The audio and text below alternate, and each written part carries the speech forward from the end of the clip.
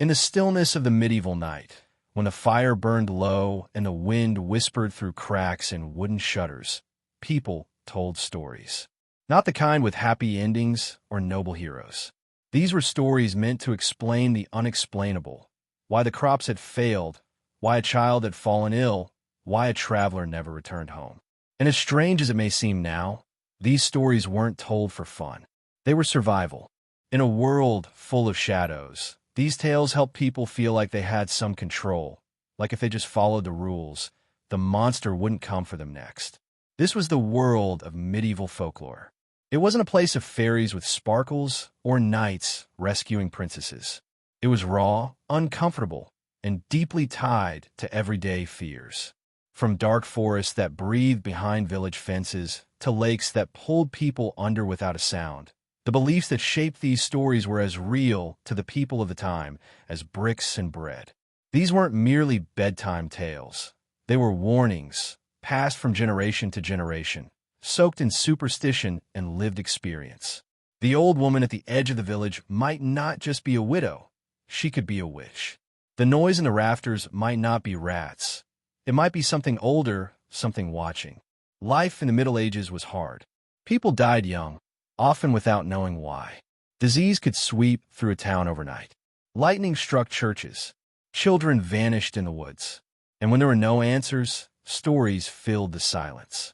This was where folklore thrived, in the quiet spaces between fact and fear. In a time before science, people looked to legends to make sense of what the world refused to explain.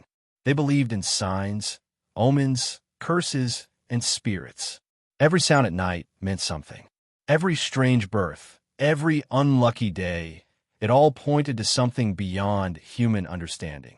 In small villages scattered across Europe, especially in the colder, darker corners of the continent, tales were whispered near the hearth. They weren't written down because most people couldn't read or write. Instead, they lived through voices, grandmothers, local priests, midwives, traveling storytellers. Everyone had a version of the story. Everyone knew someone who had seen something, heard something, survived something they couldn't explain. Over time, stories twisted, sometimes for drama, sometimes because no one dared tell the truth plainly, sometimes because the truth was even more terrifying than the tale. One of the oldest fears was the forest. Thick, endless, and often untouched by human hands, medieval forests were places of danger. People believed spirits lived there, wood wozes, wild men covered in hair who attacked travelers, women in white who led you astray with soft voices, only to leave you lost forever.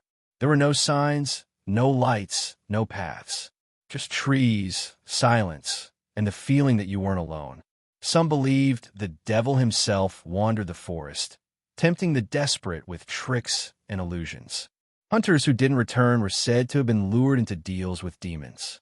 Children who got lost were thought to be taken, not by wolves, but by beings far older. Water, too, was feared.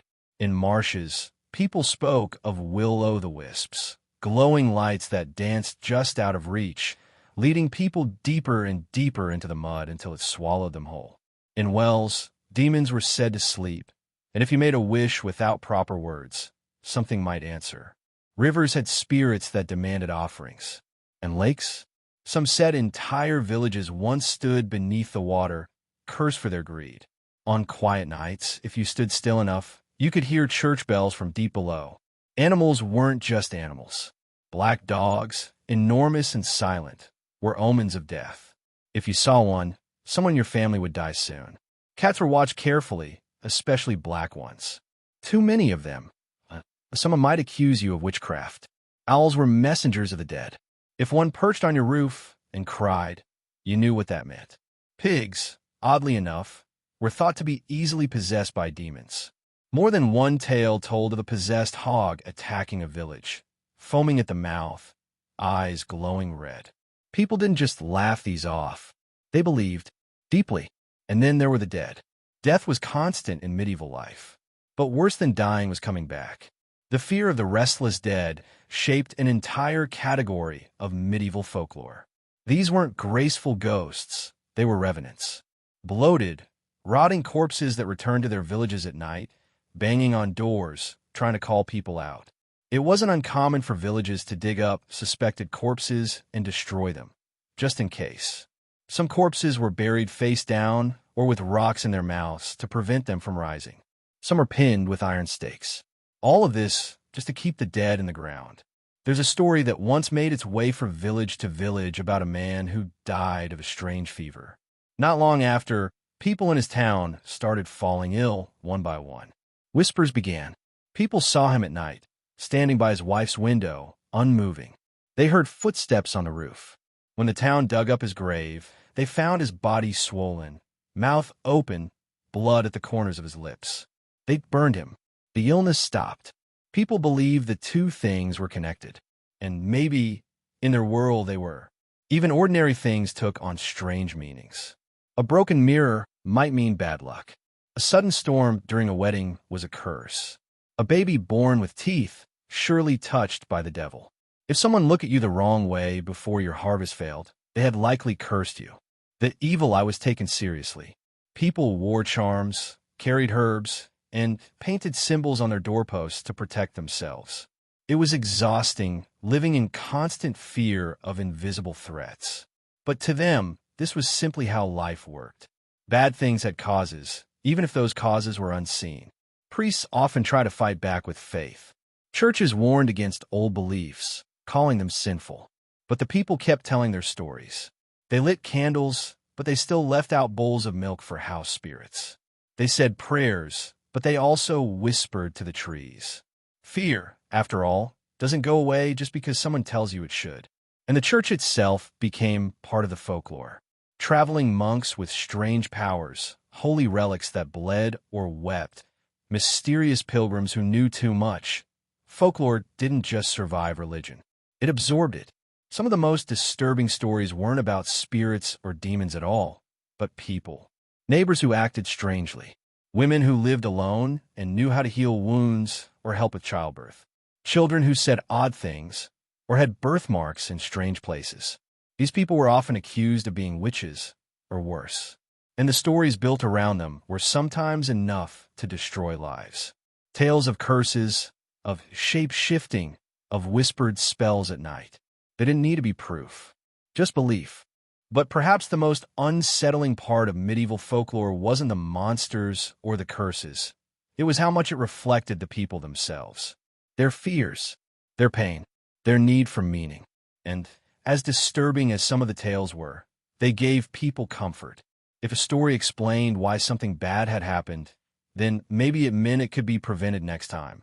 Maybe all it took was a charm or a prayer or staying out of the forest after dark. It was a way to bring some kind of order to a chaotic, unpredictable world. And while many of these stories faded with time, buried under layers of reason and science, some still linger. In quiet corners of old towns. In phrases we still use without knowing why. In the feeling you get when you walk alone at night and suddenly look over your shoulder, even though you're sure you're alone. The disturbing world of medieval folklore never fully disappeared. It just got quieter. But not all stories stayed silent. Some kept growing, changing, waiting. One tale, in particular, passed down in whispers, was said to never be written down. Not because it couldn't be, but because something always happened to the person who tried. They say it begins with a name, one no one dares speak anymore. A name scratched into the beams of an old inn, hidden beneath the plaster, never fully covered. A name that, when spoken, opens a door that should have stayed shut. And that story begins with a knock on the door long after everyone had gone to sleep. The knock came softly at first, just a dull thud, as if someone had pressed their knuckles against the heavy oak with hesitation. Inside the old stone cottage, the fire had burned down to red coals. The wind was still outside, and the last of the sheep had long since settled. The man who heard it, an aging woodcutter named Tom, sat still in his chair, listening. He wasn't the kind to scare easily. He'd lived through harsh winters, lost a brother to the fever, and knew the woods well enough to walk them blind.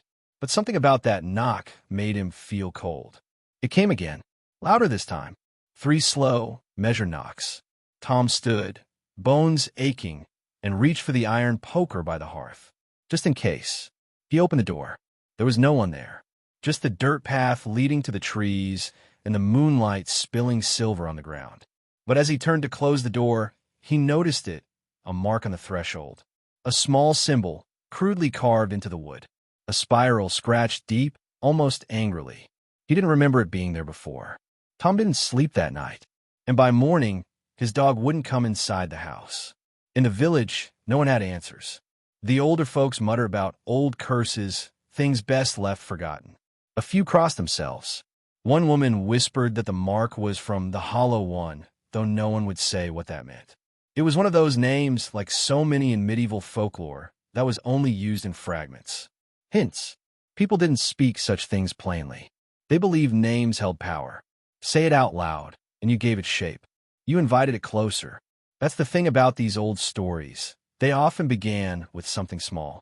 A sound, a symbol, a shadow moving in the wrong direction. And they never unfolded all at once. They crept in, piece by piece, until you realized you were already in the middle of the tale, and there was no way out except through. Many of the most disturbing legends in medieval folklore began this way, with something seen but not understood. A footprint too large, a song without a source, a child who began speaking with a voice that didn't sound like their own. There's a tale from a town that no longer exists, its ruins swallowed by the forest, about a girl who woke one day, speaking a language no one had taught her. The priest tried to bless her, but she screamed and her breath frosted the air, though it was the middle of summer. They said she belonged to something else, something that had claimed her during a solar eclipse years before. She disappeared before the first snow. And then there were the tales of changelings, children taken from their cradles and replaced by something that looked like them, but wasn't. These stories were especially cruel, rooted in real pain. A mother whose child suddenly stopped smiling or stopped speaking. A baby who cried day and night, no matter what was done. They said the fair folk, often not kind at all in medieval tales, would steal healthy children and leave behind broken things. Parents were told to watch for signs. If the baby stared too long without blinking, if it avoided iron, if it reacted violently to holy water. Some of the remedies were horrifying.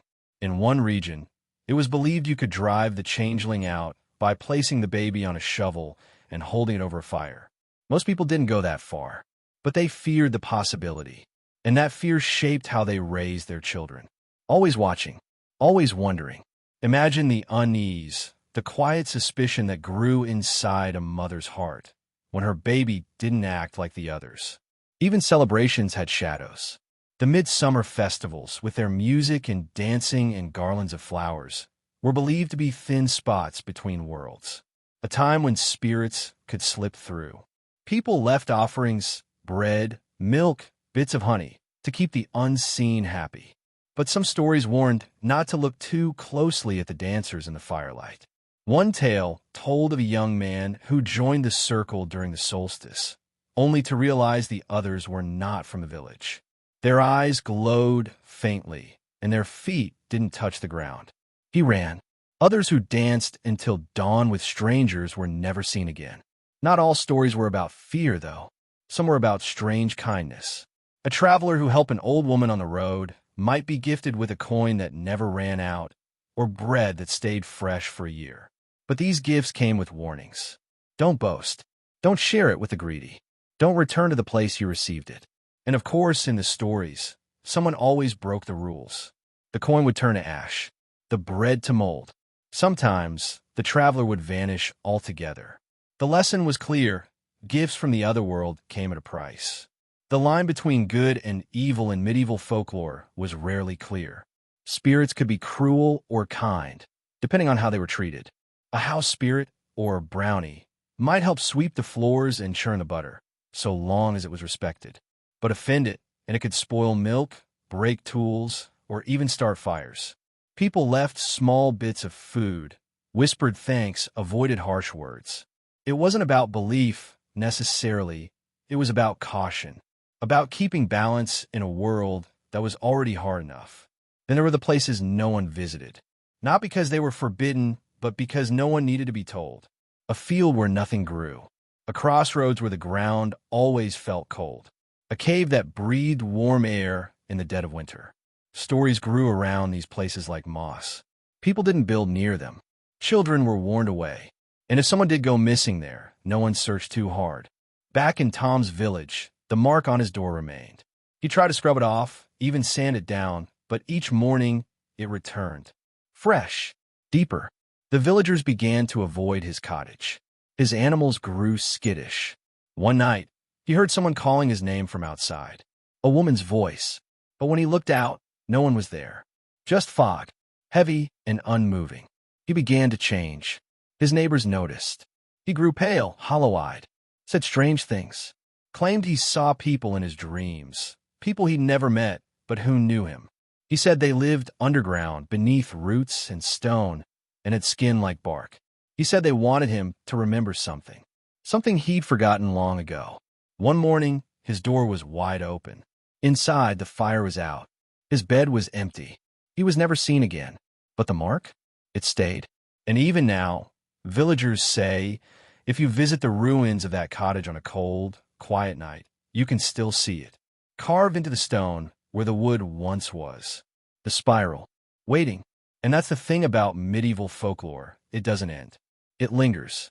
It waits in the cracks of old houses, in the corners of forgotten libraries, in a way a story passes from one mouth to another. Always changing, always growing. You never quite know where one story ends and another begins, or when you've stopped being the listener and become the next chapter. The tale of Tom and the mark was just one of many, but it led to something else, a path that winds deeper into a forest that no longer appears on any map, a place where other stories were born. And one of those stories, well, that one was never supposed to be told.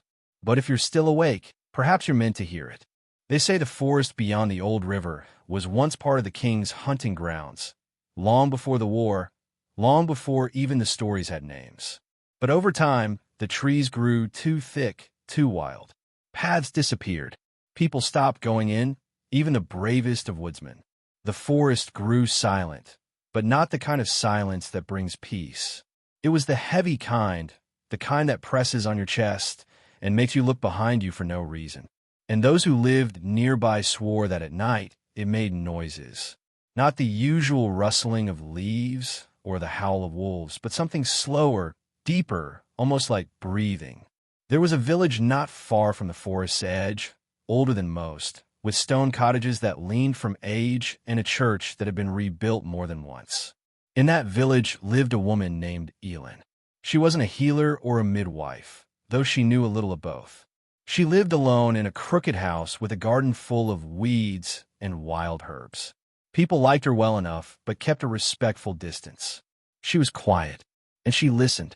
That's what people noticed most about her, how she listened. Eerie had heard all the stories, about the hollow hill, about the watchers in the trees, about the sound of bells deep in the earth when there shouldn't have been any. But she didn't scoff like others. She believed them, though she never said why. She would often walk the edge of the forest, collecting herbs or watching the sky. People said she was looking for something, though no one could say what.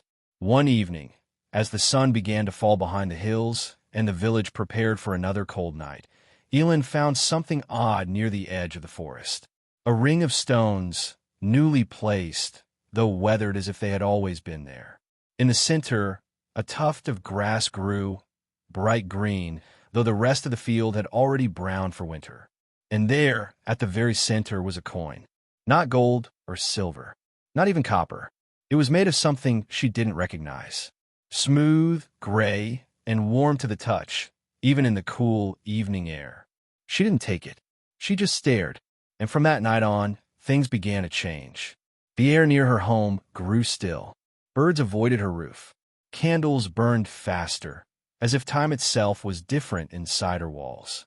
And then the dreams started. She dreamed of people with no faces, walking in circles around her bed, of voices calling her name from beneath the floor, of trees growing through stone and sky turning red. She didn't speak of them, but the bags under her eyes grew darker with each passing day. Folklore, especially in the medieval world, was often tied to places like this, thin spots where the veil between worlds wore down. Places with old names and older secrets. The village where Elin lived had one of those names. Not on any map, of course, but scratched into the wood of the old bell tower, just below where the rope hung. Grow-it. No one remembered what it meant or where it came from, only that it had always been there. Elin began to spend more time near the forest, watching, listening. She stopped tending her garden, stopped visiting the market. When the baker asked if she was unwell, she simply said, "It's almost time," and walked away. That's when the whispers started, that she had been claimed, that she'd touched something she shouldn't have, that she'd taken the coin after all. One child claimed he saw her talking to someone in the woods. Not a person exactly. Tall, too tall, and wearing a crown made of thorns and bone. The villagers scolded him, said it was just a dream. But others had begun to feel it too. The change in the air, the way the animals acted, the strange light in the sky that flickered without cause. In the old stories, they would have called it a bleed, a moment when the worlds touch, when things cross over, and they always came with a cost. Elin left her house one night and walked toward the forest. No lantern, no cloak, just her bare feet and a soft hum under her breath. Some villagers claimed they watched her go. Others swore they didn't notice she was missing until the next morning. Either way, she didn't come back. But the forest did. The next morning, the edge of the trees had moved. Only by a few feet, but enough to notice. The path she always walked. Gone. Swallowed by brambles. And the birds? Silent. So the villagers did what villagers always did. They gathered in the chapel, lit candles, and prayed. But the priest, a nervous man with thin hands and shaking voice, refused to speak the old rites. He said something was watching, from the trees, and when the villagers turned to look, they saw it too. A shape, not moving, not blinking, just there. That night, the bells rang by themselves. No wind, no rope, just sound. This was the kind of story that threaded itself into daily life. A slow creep, not a sudden strike. Medieval folklore was filled with such tales, where the line between the living and the other was not a sharp border, but a smudge. These weren't tales to be solved. There was no hero to slay the beast, no priest to cleanse the evil. Just people try to live with things they didn't understand, and sometimes failing. Elin was never seen again. But in the years that followed, children were born with a stripe of white in their hair, no matter their parents' coloring. Fields near the forest grew in twisted patterns. The church door warped and would not close all the way. No one spoke of the coin. No one touched the stone ring. And on the coldest nights, when the moon was high and clouds didn't move, villagers would hear humming, soft, steady, familiar. Maybe it was the wind. Maybe it wasn't. But Elin's story wasn't the only one. Just the first. The beginning of a pattern. And as the stories continued, across villages, across borders, across generations, the pattern deepened. Connected. A name repeated in different tongues. A mark carved into wood, into stone, into skin. And the feeling that something ancient, something old and patient, had begun to stir again. And far beneath the earth, where roots twist like veins and time does not pass, something waited. Something that had been named long ago. Forgotten by most. Remembered by few. And now, remember by you. Because this is how it starts. With a knock. With a mark. With a story whispered in the dark. But the question remains, what happens next when the story begins to whisper back? Long before Elin ever stepped into the forest, before the village had a church or stone fences, the land was already old. People forget that. They look at ruins and think that's where time starts. But beneath every cracked wall and overgrown path, something older waits. Something that doesn't care about dates or kings or maps. The villagers of Grauwood weren't the first to live there. There were others, people who built with earth and bone, not stone. People who carved signs into trees and buried their dead facing north. All of it forgotten now, except in fragments, the shape of a hill, the placement of stone, the silence in certain fields where nothing grows. Some say that Elin was drawn to that history, even if she didn't know it. Maybe the land remembered her, even if she didn't remember it. Maybe it called her because she was listening, or maybe she was simply in the wrong place at the wrong time. But whatever the reason, The village had changed since she vanished. People noticed it in small ways first. The air felt heavier. The mornings came slower. Dreams lingered longer, as if they didn't want to let go. A young boy named Corin, no more than 10, began waking up with scratches on his arms. Not deep, but always the same, 3 thin lines like claws down his forearm. His mother thought it was just a bad habit, scratching himself in his sleep. But then she noticed the dirt, under his fingernails, in his bed, and he hadn't been outside, not at night. She asked him gently, one morning, and he said only this: "She calls me sometimes, but I don't follow." After that, she didn't ask again. She started locking the doors and windows with heavy iron latches.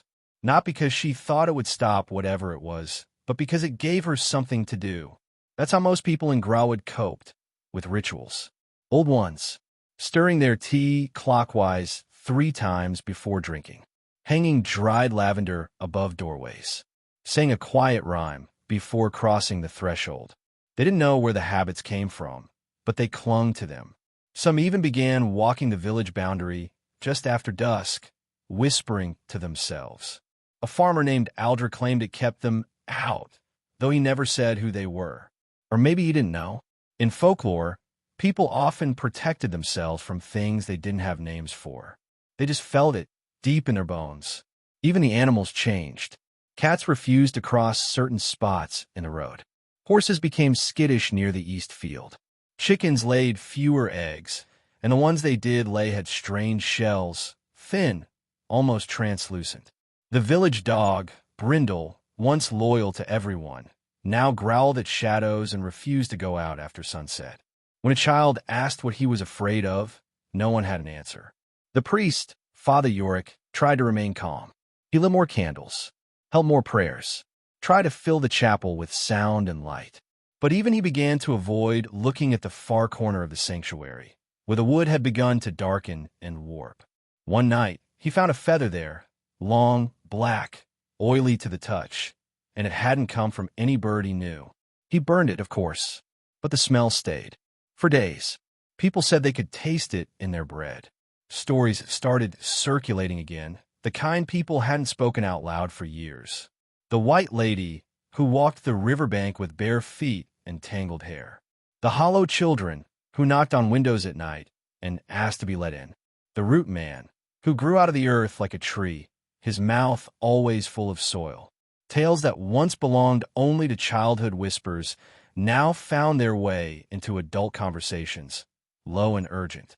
What if they weren't just stories? What if they were warnings?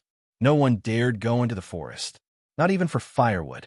They burned what they had, even broke furniture. And still, the cold crept in. At night, the forest seemed to press closer, not with sound, but with silence, so deep it felt alive. The trees didn't sway. The branches didn't rustle. They simply stood there, watching. Then came the letters. Not written by hand, but etched. Into stone.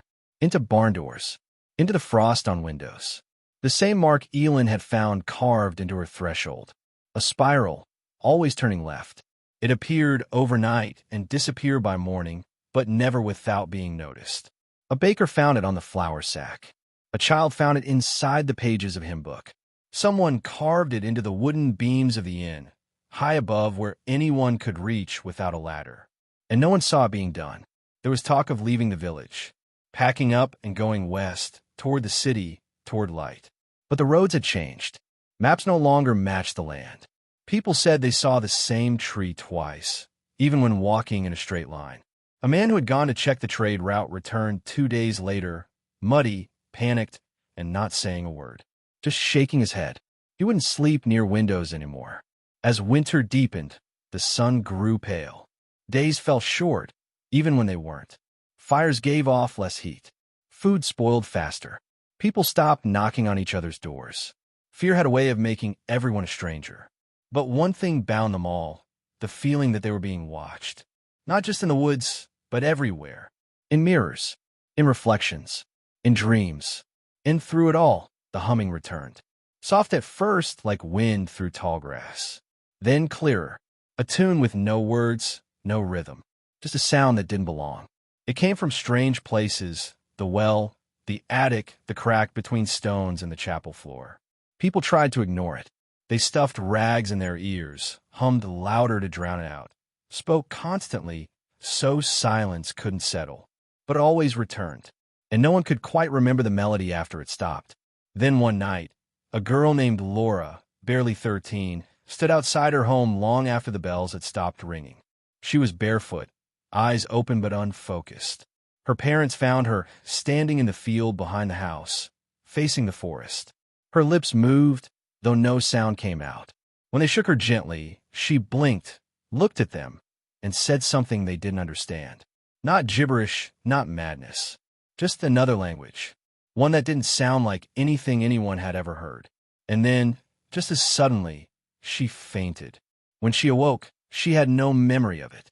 But her dreams, she said, were full of trees with eyes, of water that flowed upward, of Elin standing in the spiral ring, reaching out.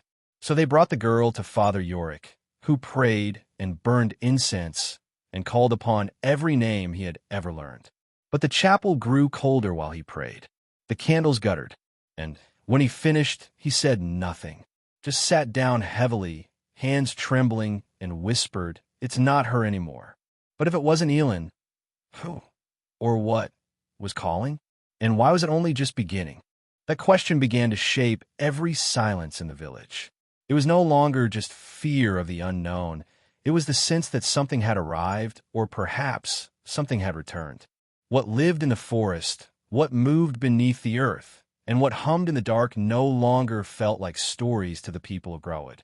It felt like presence, like pressure, like being watched through the seams of your home, where stone met shadow. Laura stayed quiet for days. She didn't speak unless spoken to, and even then, her words came slowly, as if borrowed. Her mother braided her hair each morning and tried to smile like nothing had changed, but her hands trembled whenever she touched her daughter's shoulders. The girl's eyes, once light and restless, had taken on a stillness that made people uncomfortable. Not dull, not lifeless, just quiet.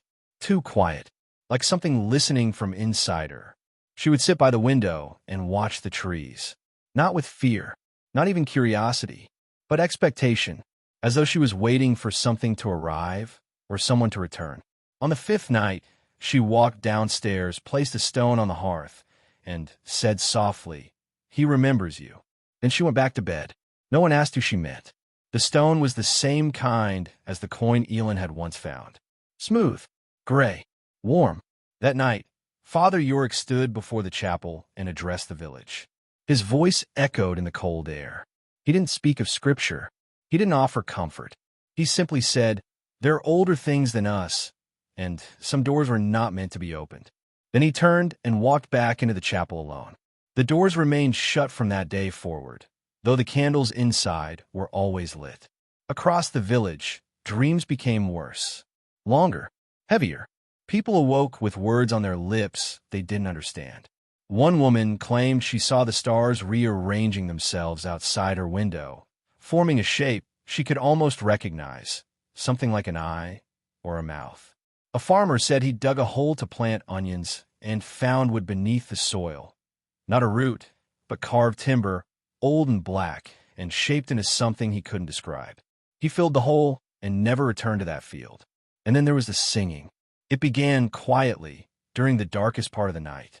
A single voice, high, soft, and not human. Not angry, not sad, just slow and mournful, as if remembering something long lost. It came from the trees, from the well, from the abandoned cottage where Elin used to live. At first, people thought it was imagination. But when two men heard it at the same time, from opposite ends of the village, they didn't speak for hours. One of them later said, "It wasn't the sound. It was the feeling it left. Like something had passed through me." The spiral mark returned again, this time inside a loaf of bread, baked into the crust, perfectly formed.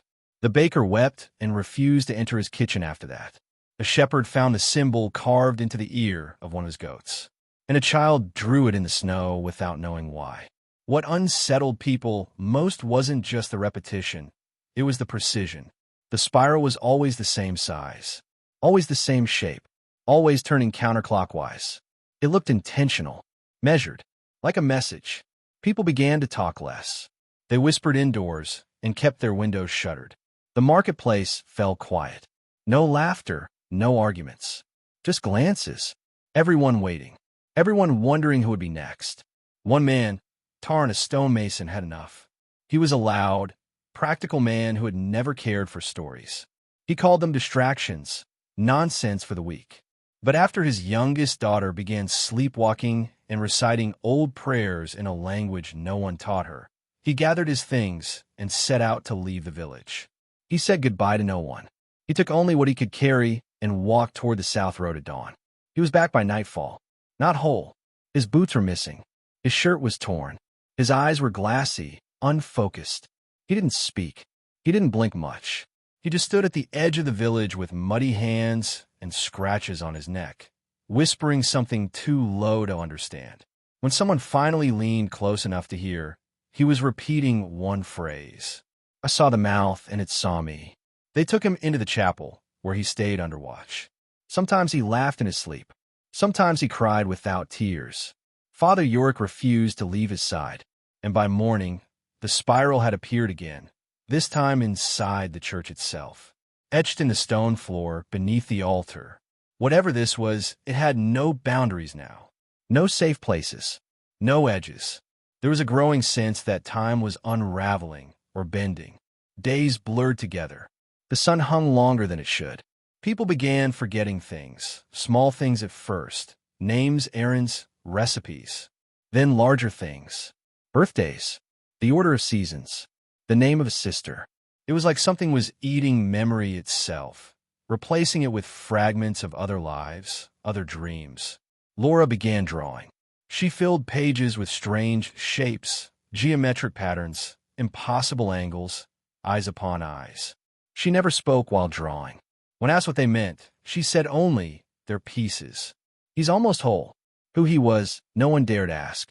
One night, the spiral appeared again, this time on the village bell itself, carved clean through the metal, though no tool could have done it. When the bell rang the next morning, it sounded different. Lower, slower, as if burdened by something heavy and unseen. The sound spread far across the valley, and those who heard it later said they felt it behind their eyes and the bones of their teeth. Ellen's cottage, long abandoned, began to change too. Moss grew in unnatural patterns across the stone. The chimney wept black tar. A single candle burned in the window every night, though no one had been inside in weeks. And those who walked near it said they heard a voice from inside, always whispering their name. Not yelling, not calling, just whispering. Soft, repeated, familiar, like it knew them, like it was waiting. And somewhere beyond the forest, in the places no maps reach, the trees began to bend. Not in the wind, but toward something, toward one point, a center, a heart, a mouth, and it was opening. The wind changed before anyone saw it. It stopped behaving like wind at all. It no longer rustled through branches or swept gently down the hills. It moved with purpose, circling the village like a breath held just before speaking. The air felt different, dense, too quiet, as though the world was listening instead of breathing. People stayed indoors without being told. Doors were bolted, curtains drawn. It wasn't fear that held them back anymore. It was the certainty that something had noticed them. One boy, Marin, who'd never been afraid of much, wandered too far during the day, chasing his sister's lost ribbon. The fields had once been a safe place, even with the forest nearby. But not now. He didn't come home when the sun dipped behind the hills. His mother screamed his name into the growing dark until her throat gave out. The villagers searched with torches and dogs, calling and whistling and praying. But the fields were too quiet. No insects, no echo, just that breathless, waiting silence. When they found him in the morning, Marin wasn't hurt. Not in the way they feared. He stood just at the edge of the forest, perfectly still, his hands covered in soil up to the elbows. He said he'd been digging. When asked why, he looked up with eyes that were older than before and answered, "They told me where the roots begin." That was all. He didn't say who they were. He didn't speak for another week. The soil on his hands was darker than anything from the fields. wet, cold, mixed with small white fragments that no one wanted to identify. Father Yorick took a sample and buried it beneath the chapel steps. That night, he woke to the sound of knocking beneath the floor. Measured, steady, like someone politely requesting to be let in. The spiral returned again, this time inside a barrel of water. It wasn't scratched or carved. It was floating, a ring of tiny leaves and petals, arranged in perfect symmetry, turning slowly counterclockwise. When disturbed, it simply reformed. No matter how many times the barrel was emptied or scrubbed, the spiral came back by morning. A traveling merchant passed through the village just days later. He didn't stay long, just long enough to sense what the villagers already knew. The merchant had seen strange things before. He told stories, after all, but something about Grawwood chilled him. "You're sitting on something that isn't done speaking," he said, packing his cart faster than he unpacked it. "It's not finished remembering." When asked what he meant, he simply muttered, "You'll understand when the stones start to sing." He left that evening, never returning, and the path he took was swallowed by fog before the next sunrise. 2 villagers followed after him the next day. Neither was ever seen again. By now, even the skeptics in Grawwood had fallen silent. What remained was a quiet understanding, the kind that didn't require words. Everyone felt in their bones, an old awareness, not quite alive, not quite dead, slowly drawing breath beneath their feet. People began marking their homes with salt. Some used ash. A few whispered prayers that had no origin in any scripture. The kind of prayers that are remembered more than taught. The kind you say when you don't expect an answer, only hope that whatever's listening will pass by without noticing you. The animals sensed it too. Flocks of birds flew in frantic circles, never landing. A herd of sheep broke through a fence and ran until they collapsed, mouths foaming, eyes wild. Dogs barked at walls. Cats hissed at corners. The village's only cow stood facing the same direction for 3 days without moving. When she finally did, her milk came out black. Laura had grown quieter. Her drawings were no longer just patterns. They became scenes, vivid, intricate, and chilling. She sketched a tower made of roots, twisting into the clouds. A field of hands reaching from the earth. A face made of stone, mouth open in a scream, its eyes filled with stars. When asked where she saw these things, she simply said, "In the dreams of the ground." Her mother burned the drawings, but Laura always made more. And every night, the humming returned. Some believed Elin had become something else entirely, that she had crossed into a place where time bent, where the rules of life and death were only suggestions. Others thought she'd unleashed something buried too long, something that had waited in silence, growing stronger with each forgotten year. A few whispered that she was still nearby, watching, not as herself, but as something older wearing her shape. Then came the snow. It wasn't the right season. The leaves had only just begun to turn. But one morning, the village woke to find a thin blanket of white dusting the ground. Not cold, not wet, just there, as if it had fallen from the wrong sky. It didn't melt, and where it landed, it left prints. Not human, not animal. Deep, perfect impressions in long looping trails that led nowhere. Just began and ended. Some were near homes, some in the fields. One in the center of the churchyard, circling the grave of a girl who had died 2 winters before. No one touched the snow. No one stepped on it. By evening, it had vanished, taken by a wind no one felt. But the memory of it remained. So did the prints. Children began drawing spirals in the dirt without realizing. They would hum to themselves, stopping only when someone spoke their name. A midwife woke with soil under her nails and blood on her boots. She hadn't delivered a child in weeks. When questioned, she burst into tears and said only, "I was called." The bell in the chapel rang again on its own. This time, once for each villager. The count was exact. And then came the voice. Not in the ears, not in the air, but in the chest, in the bones. Low, steady, and patient, like something buried beneath the roots, speaking through the world itself. It said no words, just a hum of awareness, a sense that something vast and ancient was turning toward the surface. Something that did not care for time or name or shape. Something that remembered every forgotten story and every buried truth. And it was waiting. But for what? No one yet knew. The village of Growwood no longer kept track of days. Not in the way they used to. Seasons lost their order. The frost came and went without pattern, and the sun no longer marked time with any rhythm people could trust. What once gave shape to life, harvest, rest, prayer, trade, was now scattered like ash in the wind. And underneath it all, the presence kept growing. People started feeling it most at night, when the house was quiet and the fire low. Some said they heard breathing behind the walls. Others said they'd wake up to find things moved. Chairs turned to face the door, shoes lined up perfectly, books open to empty pages. It was never loud, never violent, but it was always wrong. That quiet wrongness that wrapped around everything and refused to let go. And still, no one left. Not because they weren't afraid, but because something had taken that option from them. Those who tried found themselves walking in circles. One man, Bryn the Cooper, tied red cloth around tree trunks to mark his way. When he thought he'd broken through the edge of the forest, he found himself right back at his workshop, every red ribbon now tied around his fence. The conflict wasn't just with whatever was stirring beneath the earth. It was within the people. Fear made them turn on each other. Suspicion twisted their thoughts. One woman claimed her husband was no longer her husband, that something had crawled into his skin and was wearing it poorly. He smiled too much. He blinked too little. And when he slept, he muttered things in a voice too deep to be his. Others began to question the children. They were changing. It was slow at first. Little things. The way they stared at nothing.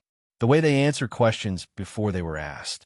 The way they all began humming the same unfamiliar tune at the same time, without speaking. A teacher, old Miss Ansell, tried to stop them once, clapping her hands, raising her voice. The children all stopped humming, at once, then stared at her with a silence, so heavy she left the room and never taught again. Even those who still tried to reason it out, who blamed mold or sickness or bad dreams, were beginning to crack. One night, a group of men gathered to speak with Father Yorick. They wanted to perform a cleansing to purge whatever was happening.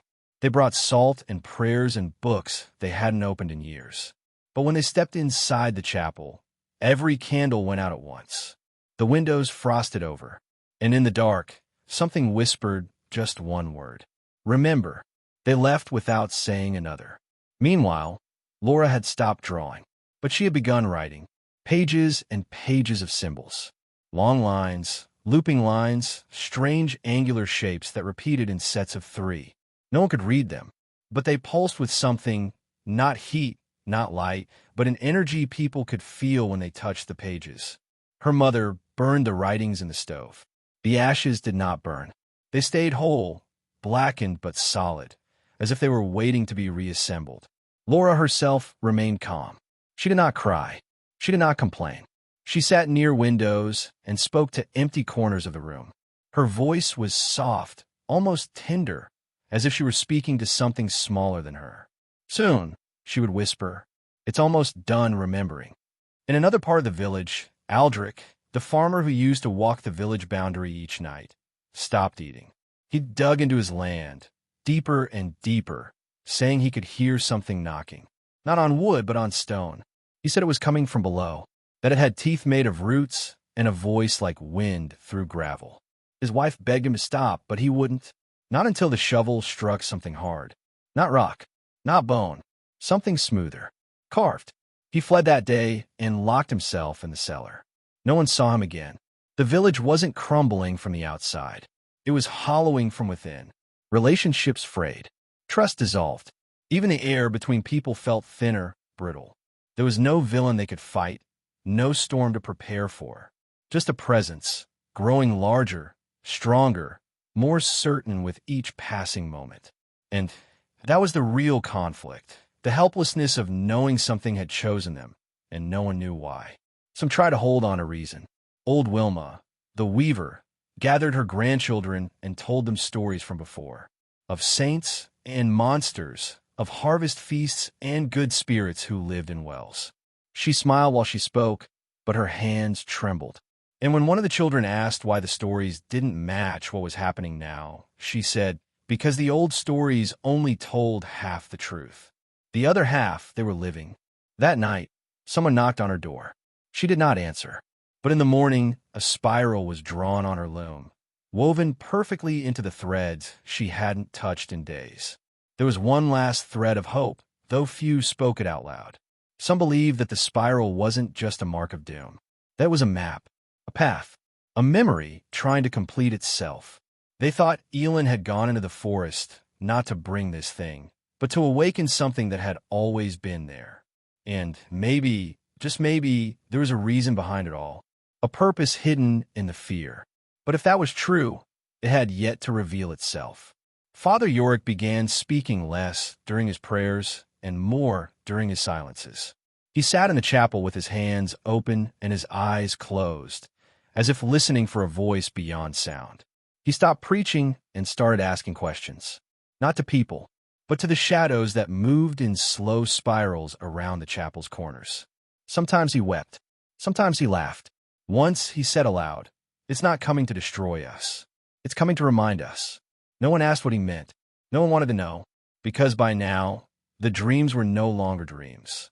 People woke up with dirt in their mouths, with moss between their toes, with words written on their arms that faded by morning. They stopped asking how or why. They just kept their heads low and tried not to notice the way the trees bent a little closer each day. The forest was still, not quiet, still, like something was holding its breath, waiting, watching.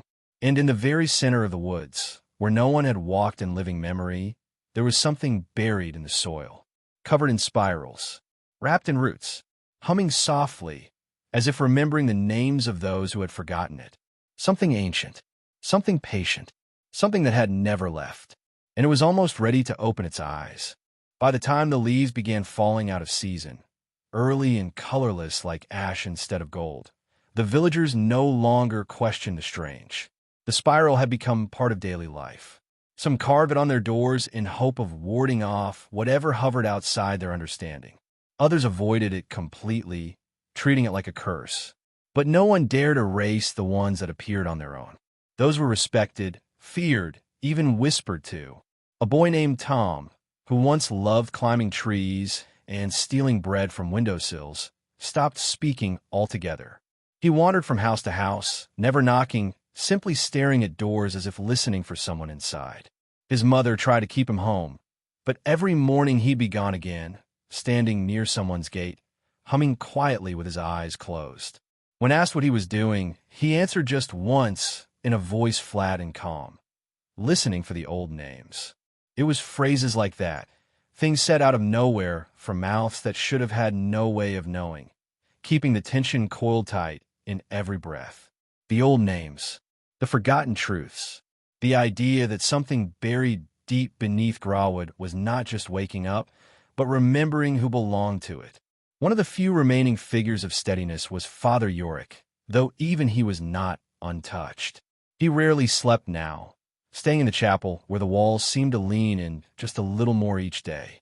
Sometimes villagers peeked through the windows at night and swore they saw shapes moving behind him, tall, pale shapes with limbs too long and faces turned slightly too far to the side.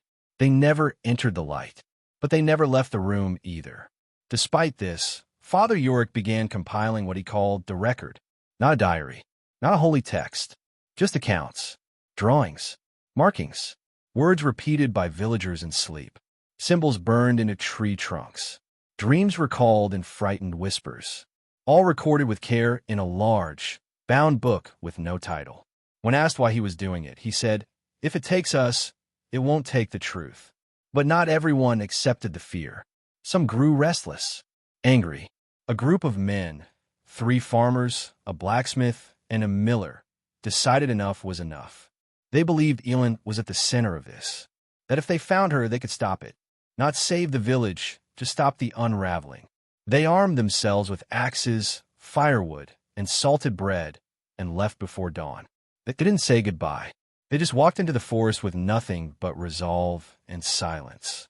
They were never found, but 3 days later, a bundle appeared in the middle of the village square. Wrapped in animal hide, tied with vines.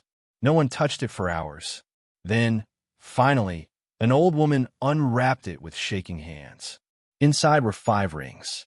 Simple, silver, each etched with a different mark, each one soaked in blood. No one spoke of it again. The forest had begun creeping closer. Not inching like plants do, but shifting, like it was breathing in. The path that led to the river disappeared entirely. The stones that once marked the outer field were gone. The well near the north road filled itself with black water, thick and cold, and no one could explain where it came from. And the humming. It grew stronger. It wasn't just a sound anymore. It was a feeling. In the walls, in the soil, in the space between heartbeats. At night, it felt like something was vibrating through the village, just under the ground, just beneath understanding. People would wake up with their hands over their ears, though they hadn't meant to move them. One woman bit through her tongue in her sleep and didn't notice until morning. Still, Laura was calm. She now walked with a lantern, always lit, even during daylight. Not because she needed the light, but because she said it helped them see her. She never clarified who they were, but she talked to them, softly, as though they were friends or siblings. She claimed they followed her now, keeping watch. When others walked past her, they avoided looking too closely.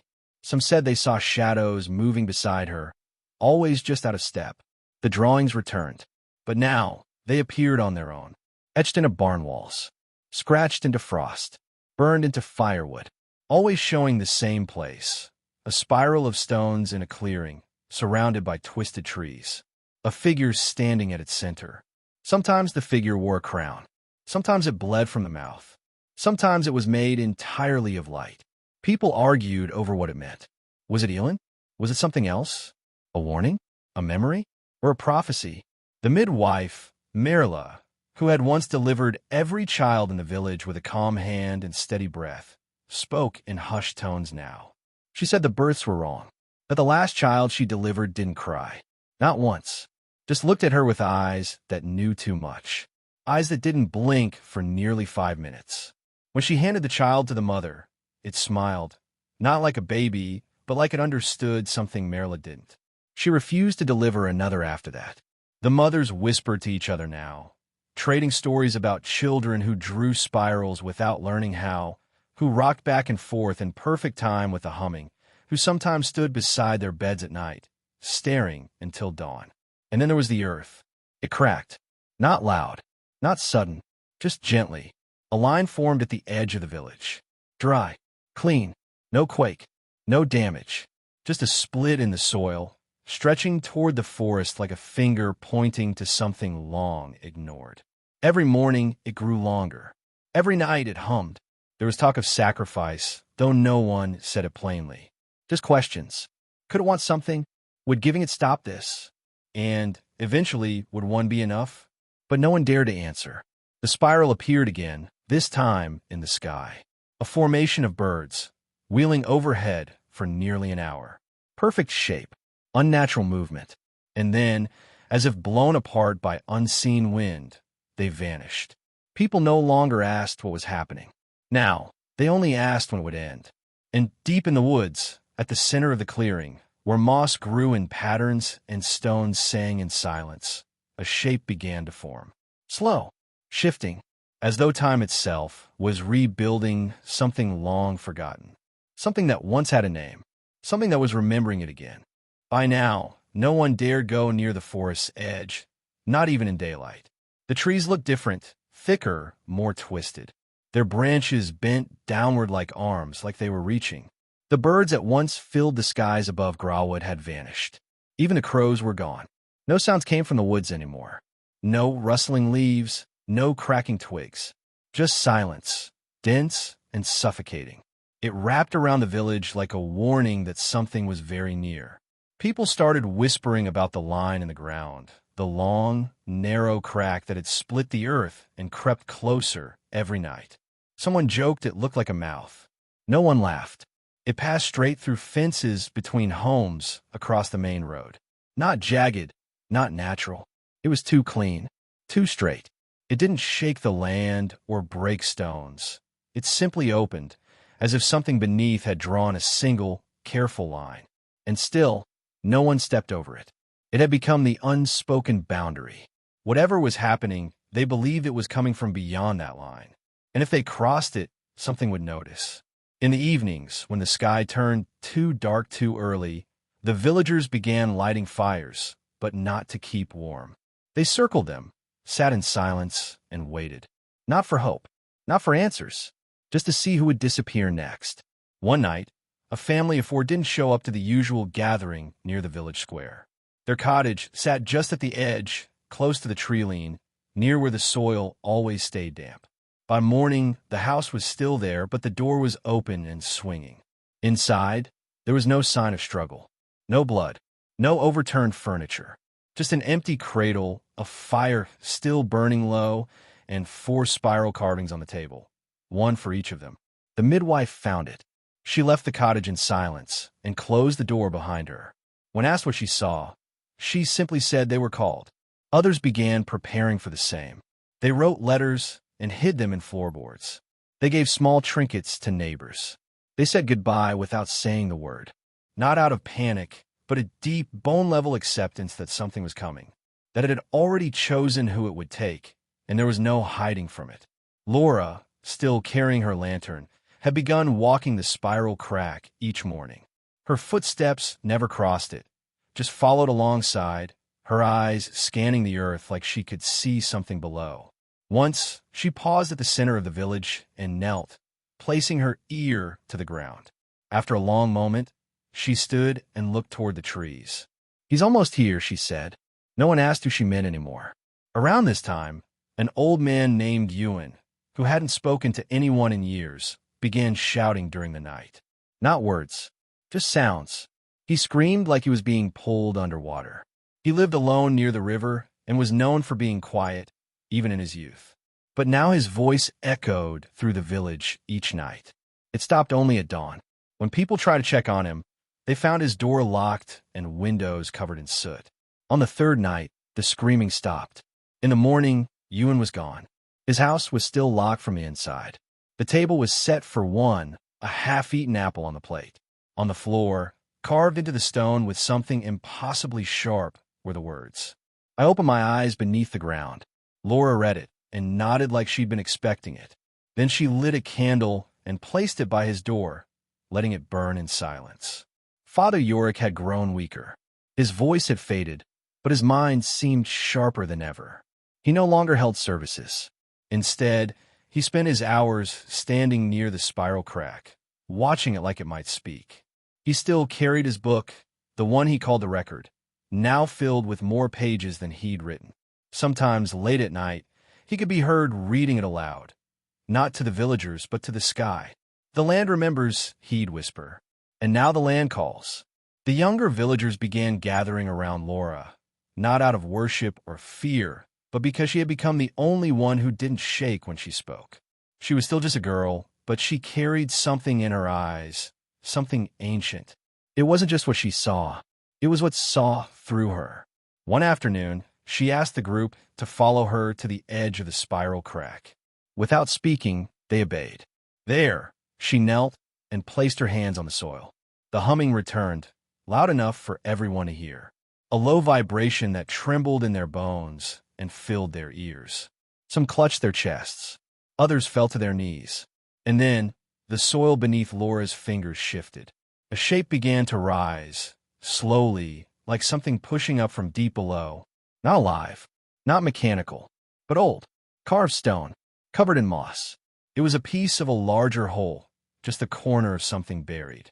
A piece of a spiral, etched deeply and pulsing with faint light. When the humming stopped, Laura opened her eyes. "It's a door," she said. "It always was." Back in the chapel, Father Yorick whispered into his book again. "It was never about keeping us in," he murmured, tracing the spiral on the floor. "It was about keeping him out."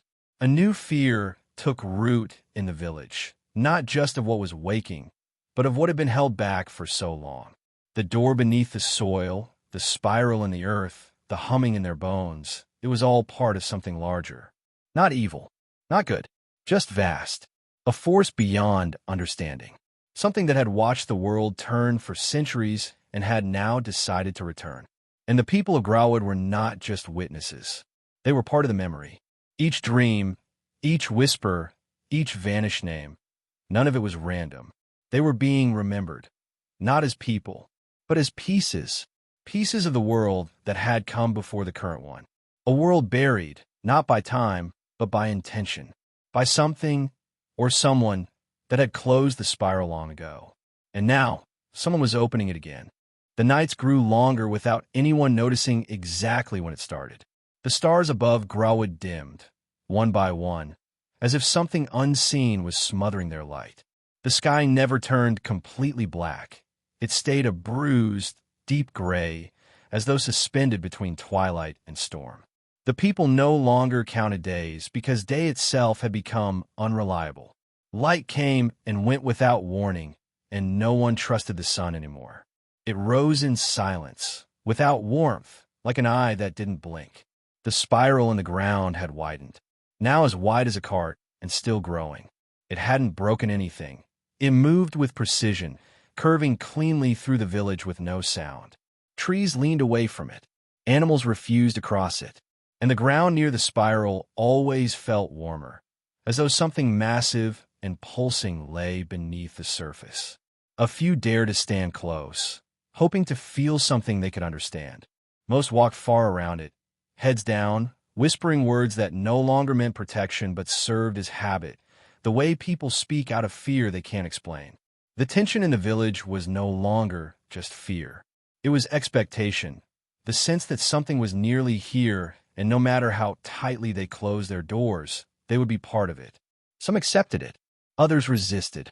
A few, like Laura, welcomed it. Laura had stopped sleeping. She walked the village at night now, her lantern swinging softly, her eyes wide and glowing faintly like the stone buried in the soil. She no longer spoke in full sentences, only fragments, as if translating from a language that didn't belong to her. "He is almost shaped," she whispered to an empty barn.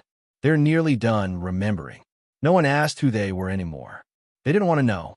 A storm came that wasn't a storm. No wind, no thunder, just thick clouds that rolled in silently and hovered above the village, dark as soot. The air grew heavier, wet but dry, like standing near the edge of something deep. People felt pressure in their chests. Some fainted. Others screamed in their sleep. A baby born during this strange weather came out quiet, eyes open, fingers clutching tightly at the air as if trying to grasp something no one else could see. And then the singing returned. This time it was clear. A melody with no words, slow and cold, drifting in from every direction. It came from the forest, from a spiral, from the sky, from the cracks in the chapel wall. It wrapped around the village like mist, low and constant, vibrating deep inside the chest. People tried to cover their ears, but it didn't help. The sound wasn't just in the air. It was in them. Even the village clock stopped. Its pendulum froze in mid-swing, and when someone tried to restart it, the glass cracked. The hands spun backward on their own until they pointed straight down. Midnight, even in daylight. And then came the smell. Not rot, not smoke, but earth. Deep, ancient soil, damp moss.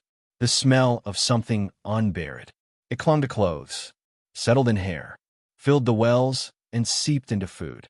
No matter how many times people scrubbed or boiled, the smell returned. It wasn't just in the village. It was the village now. Father Yorick, thinner and slower with each day, stood at the chapel's altar and read from his book.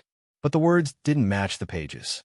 He spoke in a voice that was too steady, too calm, not like himself, as though something else had taken his memory and was using it to speak.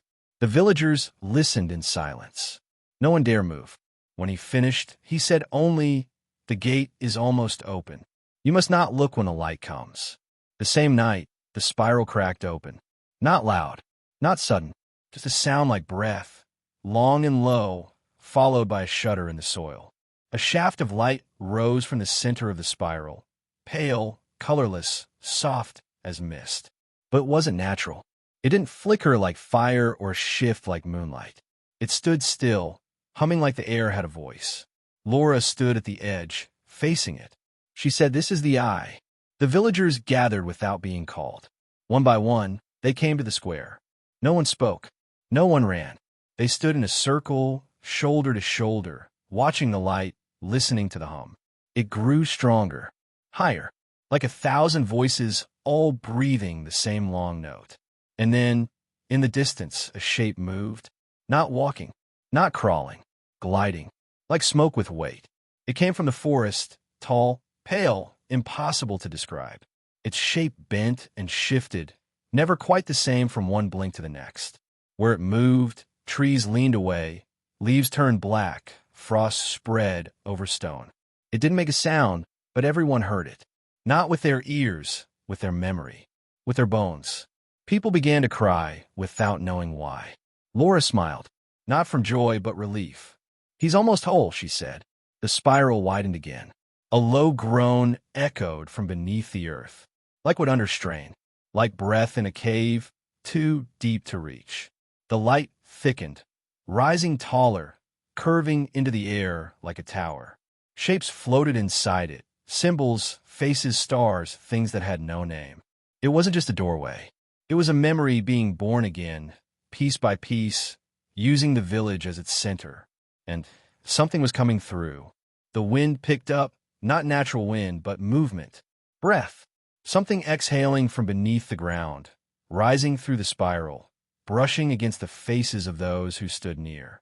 It was warm, too warm. It made skin tingle and hearts beat faster. People began stepping back.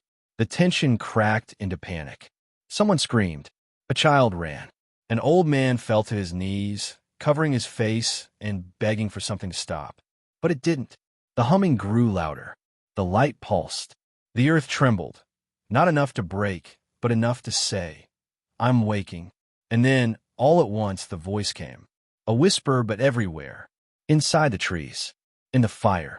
In the stone. In every breath. "You remembered me." And just like that, the light bent inward. Like it was folding. Like something was stepping through. Everyone turned to the spiral. Waiting. Holding breath. Not knowing if they were about to witness salvation. Or the return of something they had buried for a reason. No one moved.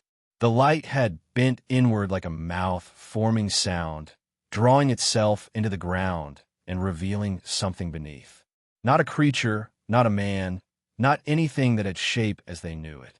Just a presence, a mass of movement and memory, shifting slowly in the center of the spiral. It didn't rise from the earth. It was the earth, or a part of it, like it had always been there under their feet, watching, waiting, holding still until the right moment came. It didn't speak with words. It didn't need to. Its presence was language, and everyone felt it at once, not in their minds, but in their selves, in that quiet place where memories sleep and dreams begin. It didn't ask for worship. It didn't threaten. It simply was. And the moment it opened itself, every person standing around the spiral saw something different in it. A face they'd forgotten. A place from childhood. A mistake.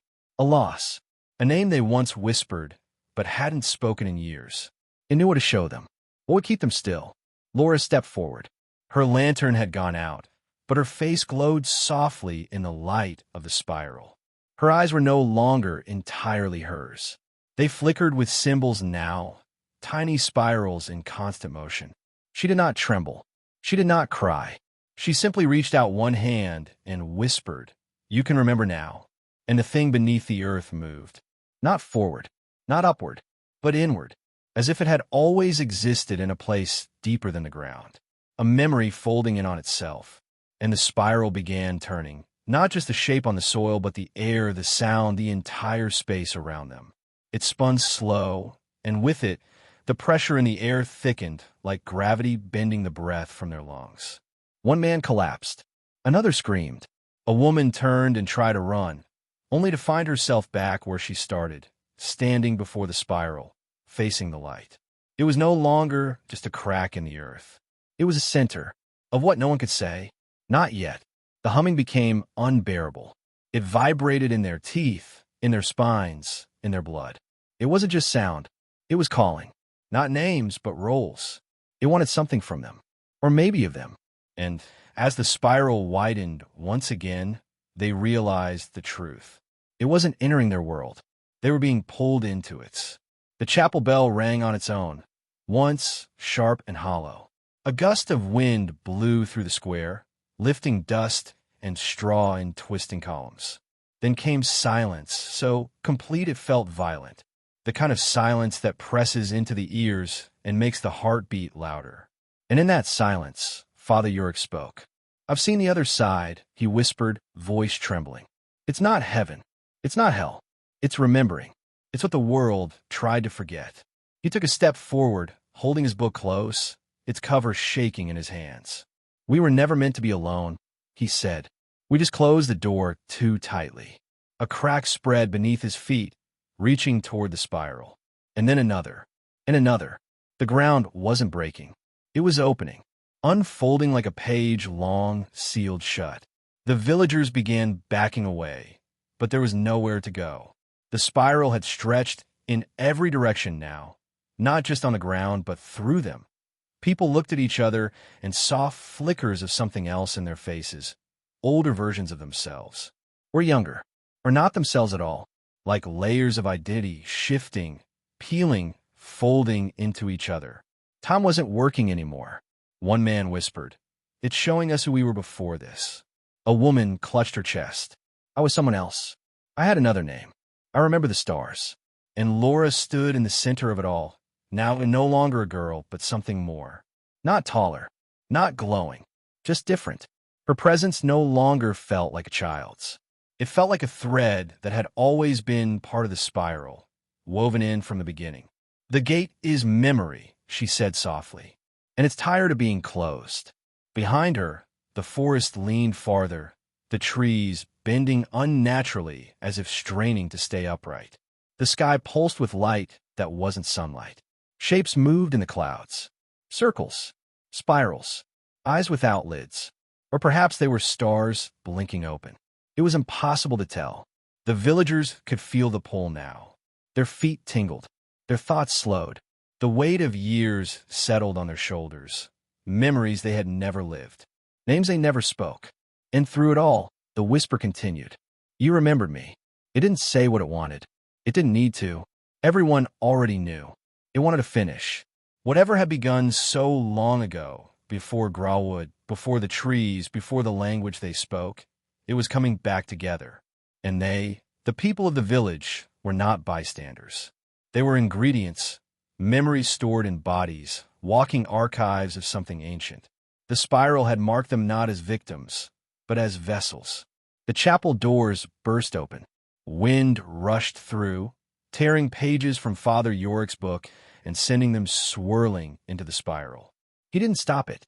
He let them go, tears rolling down his face. "It's time," he whispered. "It's all time." The spiral flared. Light poured up, blinding and soundless. People covered their eyes. Some dropped to their knees. A woman began singing a lullaby she'd never learned. A boy recited words in a dead language. A man began digging with his hands, crying as he unearthed stone fragments, each etched with the spiral, glowing with heat. And Laura looked into the heart of the light and said, "You're almost whole. Show them what remains." The wind died. The air froze. The spiral stopped turning. And in that impossible stillness, the final piece began to rise. A shape, huge, slow, and silent, carved from memory itself, glowing with the weight of stories buried too deep. Its form bent the world around it. The light fractured into colors no eye could name. And the presence that had whispered from the soil, from the sky, from the bones of the forgotten, spoke once more. "I remember you." And then the light flared again, and everything shifted. The shift was not violent, but it was complete. When the light burst and bent the air itself, time hiccuped. People gasped and reached for each other, only to realize the world around them had changed. Not in appearance. No walls fell, no ground cracked open. But in feeling, Grawwood was still there, but it no longer belonged to the world they remembered. The colors had dulled. The shadows stretched in strange ways. The wind moved differently, whispering names in voices not their own. And then, as if some unseen curtain had lifted, the villagers noticed something chilling. They weren't alone. Figures stood in the tree lean. Dozens. Maybe more. Motionless silhouettes, tall and narrow, shaped almost like humans, but thinner. Wrong. Their arms hung too low. Their heads tilted too far. Their outlines flickered, as though struggling to hold shape in the air around them. They weren't from the spiral. They were separate, foreign, watching, waiting. Laura saw them too. She didn't smile this time. Instead, she whispered, they weren't supposed to come back. The spiral pulsed, dimming slightly, as though reacting to the presence of these strangers. The villagers turned in fear, instinctively stepping back toward the center, toward the light they once feared. The creatures at the edge of the forest did not move forward, but one by one, their heads slowly turned in unison, facing the spiral. Their arrival had not been summoned. It had been triggered. Father Yorick gripped the edge of the chapel doorway. His voice was hoarse, nearly broken. They're not part of the memory. They were left behind for a reason. No one asked who they were. Everyone could feel it in their bones. These weren't ancestors. They weren't spirits of the past. They were the forgotten, cast out of the spiral's memory long ago. And now, pulled by the force of something waking, they have found a way back. The presence in the spiral seemed to falter, not weaken, but hesitate, as if realizing too late that it had opened the door too wide. Laura turned to the villagers. We were the ones meant to return. We were the spiral's voice, not them. The humming changed. It wasn't soft anymore. It groaned, deep and dissonant, like 1,000 voices arguing through stone. The spiral had become unstable. The light inside it wavered. Its glow throbbed with urgency, like it was trying to close again. But it was too late. The figures in the trees stepped forward. Only once. One step. But it was enough to send panic through the villagers like lightning. Several began to scream. Others tried to flee, only to find that space no longer moved properly. Paths curved back toward the center. The world was folding again. Only this time, it wasn't memory shaping it. It was something else. Something that had been waiting for the spiral to open. And now it was coming through. Laura dropped to her knees, clutching her head. Her voice strained with pain. They don't belong to time. They don't belong to us. They're what we forgot on purpose. One of the villagers, a man named Callan, staggered forward, staring at one of the shadowy figures. He was trembling, yet drawn to it. I know him, he whispered. I dreamed of him for years. Before I even lived here. He was in the corners of my sleep, watching. The figure blinked. It had eyes, dark, wide, and empty. Callan dropped to his knees and wept, whispering, he never forgot me. This was the second spiral, the reverse of memory. Not what the world had tried to remember, but what it had desperately tried to erase. Now, both forces clashed in the village square. The original spiral, now flickering like a star about to collapse, glowed from the earth. The shapes in the forest pressed closer, distorting space, bending trees, splitting shadows. And in the middle of it all, the villagers stood frozen, caught between two ancient forces, one that wanted to awaken and one that wanted to take back what had been denied. Father Yorick tried to speak, but his voice was swallowed. He reached for his book, only to find it blank, every word gone. The spiral had removed its own memory, like a wound closing in panic. We're losing it, he said in a broken voice. It doesn't know what to be anymore. The light from the spiral flared once more, high and sharp, and from within it, a figure began to rise. But this one wasn't like the four shadows. It was shaped from stone and starlight, marked with the true spiral across its chest and arms. It stood tall, regal, with eyes that held both grief and fury. Laura gasped. It's him, the first one, the one who shaped the memory. But even he looked unsteady. His gaze turned toward the shadowed creatures, now circling the edge of the village. And then, in a voice that echoed across the earth, he spoke. You are not called. It was the first time they heard the spiral speak out loud, and it shook the stones beneath their feet. The figures in the forest stopped moving, but only for a moment. Then, one by one, they raised their arms. A sound like tearing cloth filled the air.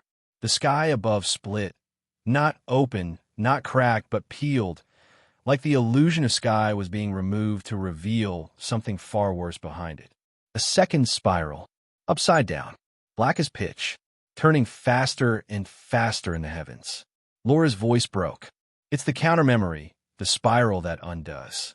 The villagers collapsed in fear. This was the twist no one had prepared for, not even the spiral itself. They had not just awakened memory. They had awakened the enemy of memory, something that feeds not on remembrance, but on erasure.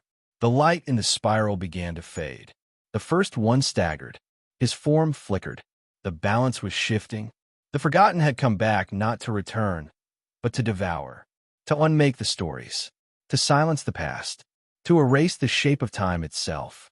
And as the black spiral above the sky began spinning faster, the village of Grawood, already caught between forces it could not name, stood on the edge of absolute unraveling. The earth groaned, the trees leaned, the spiral cracked, and from the shadows, something stepped into the light. It stepped with no sound. Its feet didn't touch the ground, not really. They hovered, just above the soil, as if time itself had forgotten how to hold its weight. The figure wasn't one of the watchers from a forest. It wasn't the first one either. It was different, smaller, more familiar. Its outline shimmered faintly, like heat rising from a cold stone.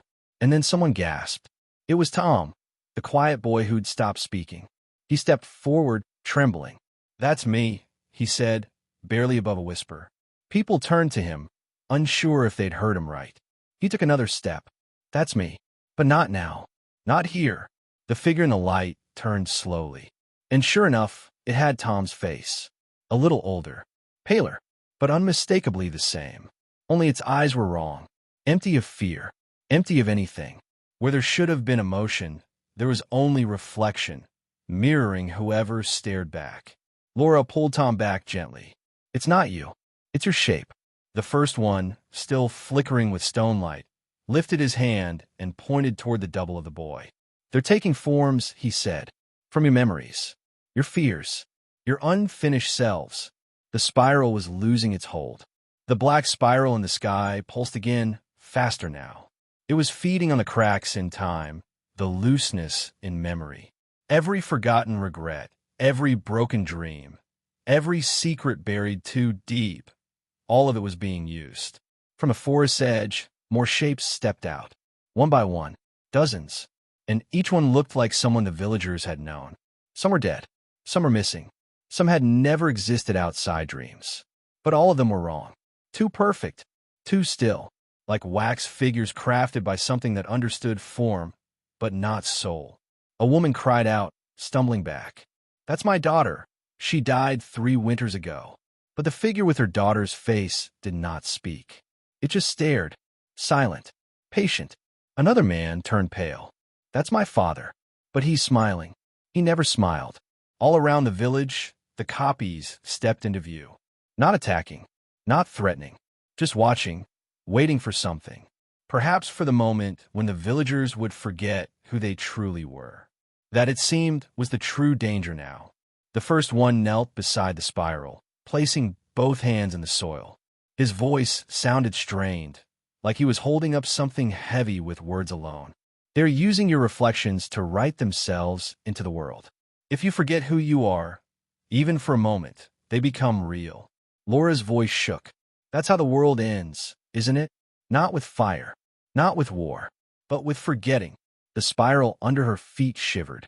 Father Yorick opened his now-blank book and began writing again, this time with blood from his own hand.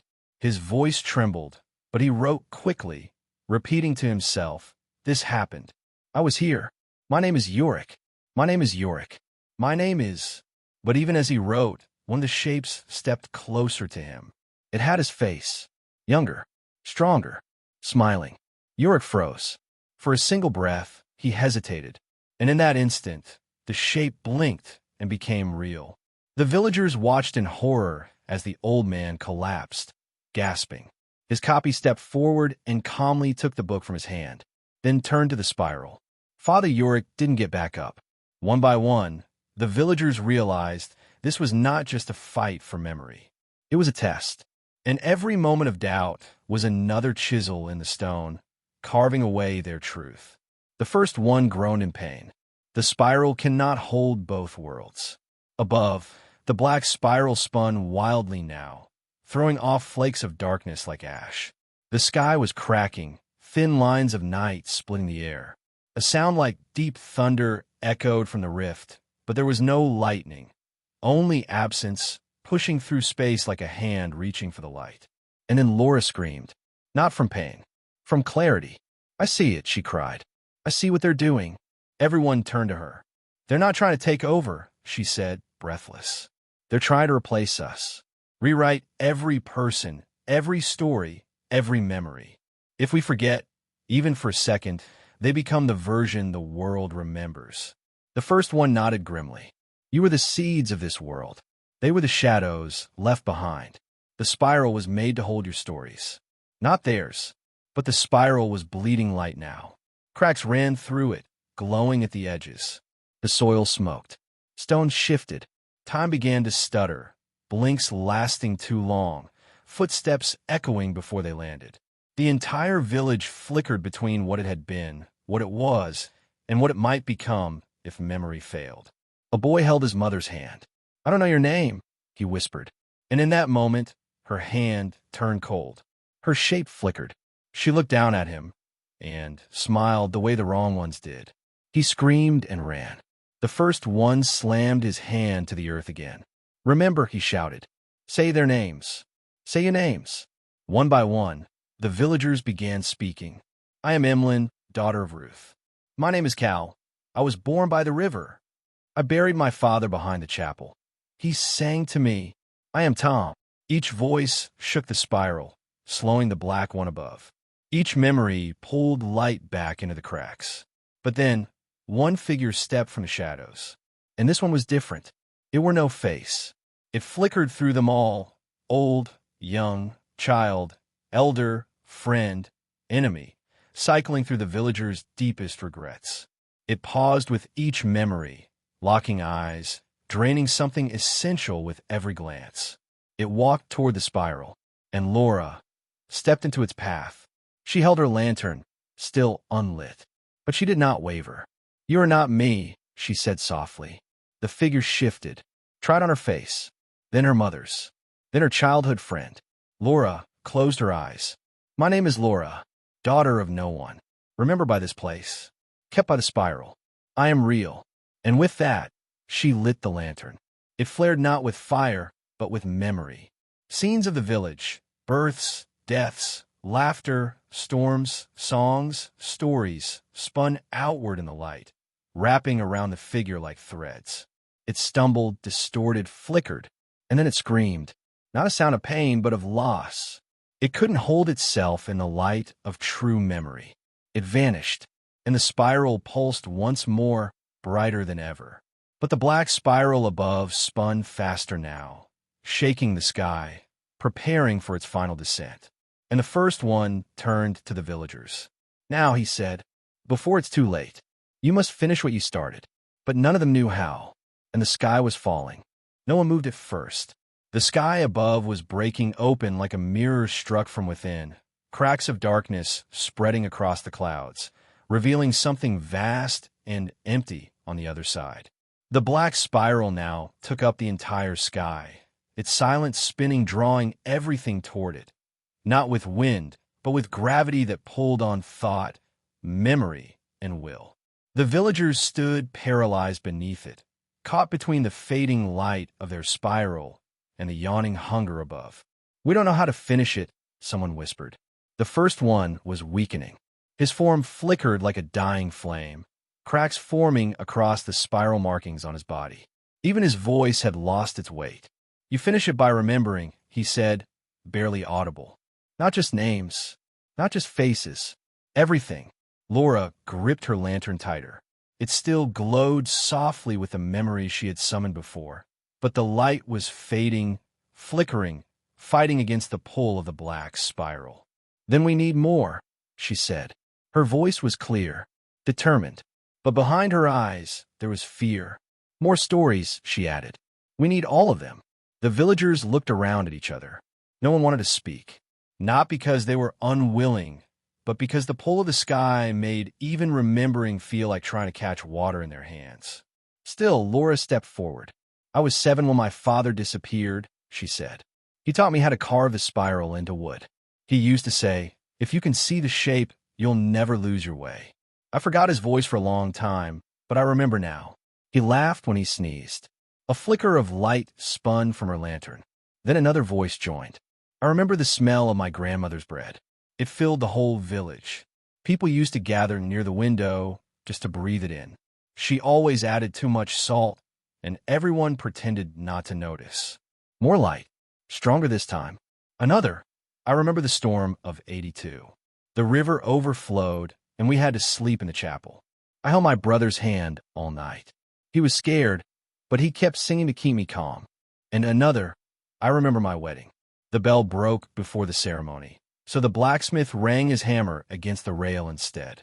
It was louder than any bell we'd ever had. The spiral on the ground pulsed brighter. The black spiral above twitched, faltered for the first time. The shadows circling the village began to hiss, backing away from the light. Their forms trembled, struggling to hold shape against the strength of true memory. The ones that had taken the villagers' faces now began to distort, melting slightly, eyes sliding from their proper place, voices cracking when they tried to speak. Laura turned to the first one. Is it working? He nodded weakly. You're reshaping the world, turning it back toward truth. Then he staggered, dropping to one knee. But the spiral, it's breaking. And it was. The ground beneath the villagers vibrated. The spiral lines in the earth began to crumble, like an old mural losing color. It wasn't strong enough to hold the flood of memory and resist the black spiral at once. It needed more than memory. It needed sacrifice. Laura knew it before he said it. She looked at the lantern in her hands, then to the spiral on the ground. I can anchor it, she said quietly. The villagers all turned to her. No, one of them said. There has to be another way. But Laura just smiled, tired, sad, but certain. I was born the spiral. I've always felt it, heard it. I thought I was chosen because I was different. But maybe it was because I belonged to it. The first one stepped forward. You don't have to give your life, he said. Just your place. She nodded, and without another word, she walked into the center of the spiral. As she reached it, the lantern grew so bright it hurt to look at. The stories inside it spun faster and faster, scenes flying like pages caught in a wind, whirling around her. Her feet sank slightly into the soil, not from weight, but as if the ground was accepting her. Around the spiral, the villagers kept speaking, now with more urgency. More voices. Faster. I remember when we caught fireflies by the lake, my sister and I. My mother used to hum a lullaby I've never heard anywhere else. There was a time when the whole village danced under the stars. Light poured from a spiral now, pure and blinding. It rose like a pillar into the sky, and for the first time, the black spiral above paused. It tried to spin against the pull, but the weight of memory began to drag it back. The forgotten shapes in the forest shrieked, retreating into the trees. Their borrowed forms failed completely, dropping to the ground like ash, curling, vanishing. The first one stood tall again, his strength returning. And then the moment came. The light from Laura's lantern stretched into the sky, piercing the black spiral like a spear. There was no sound, just stillness. And the black spiral, slowly, like paper curling in fire, began to unravel. Its lines came undone. Its shape collapsed, and the sky above returned. Not all at once. Slowly, like a deep breath after drowning. The spiral in the earth still glowed, but gently now. Soft and warm. A memory kept, not forced. Held, not broken. But Laura was gone. In her place stood only the lantern, still lit, resting on the soil. The first one approached it, lifted it gently, and placed it at the very center of the spiral. She became part of the pattern, he said. Not lost. Remembered. No one spoke for a long time. The villagers gathered, eyes fixed on the center. And then one by one, they knelt and placed their hands on the ground, whispering stories, telling truths, giving their memories freely. Because now they knew, remembering wasn't just something you did for the past. It was something you did to protect the future. The earth was still warm where Laura had stood. The lantern pulsed softly at the center of the spiral, its golden glow steady now, like the calm breath of something eternal.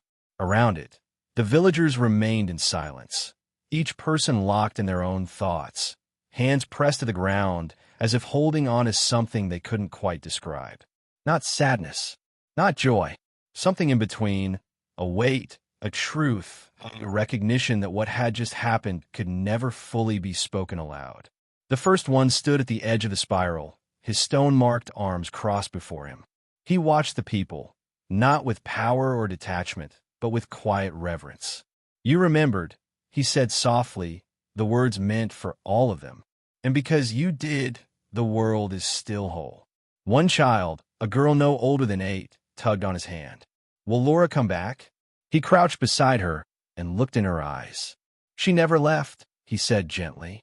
"She's here now, in the stories, in the spiral, in you." The girl didn't fully understand, but she nodded anyway.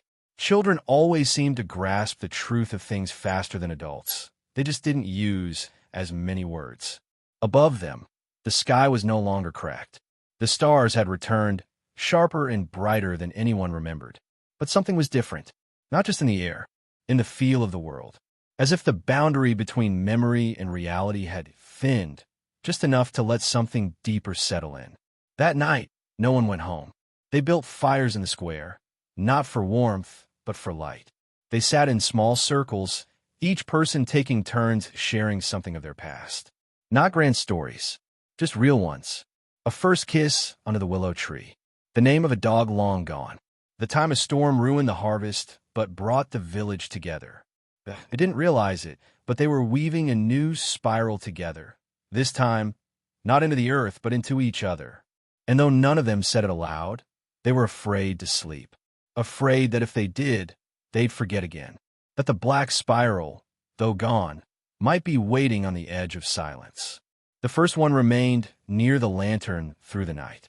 He didn't speak unless spoken to. Just watched, listened, guarded.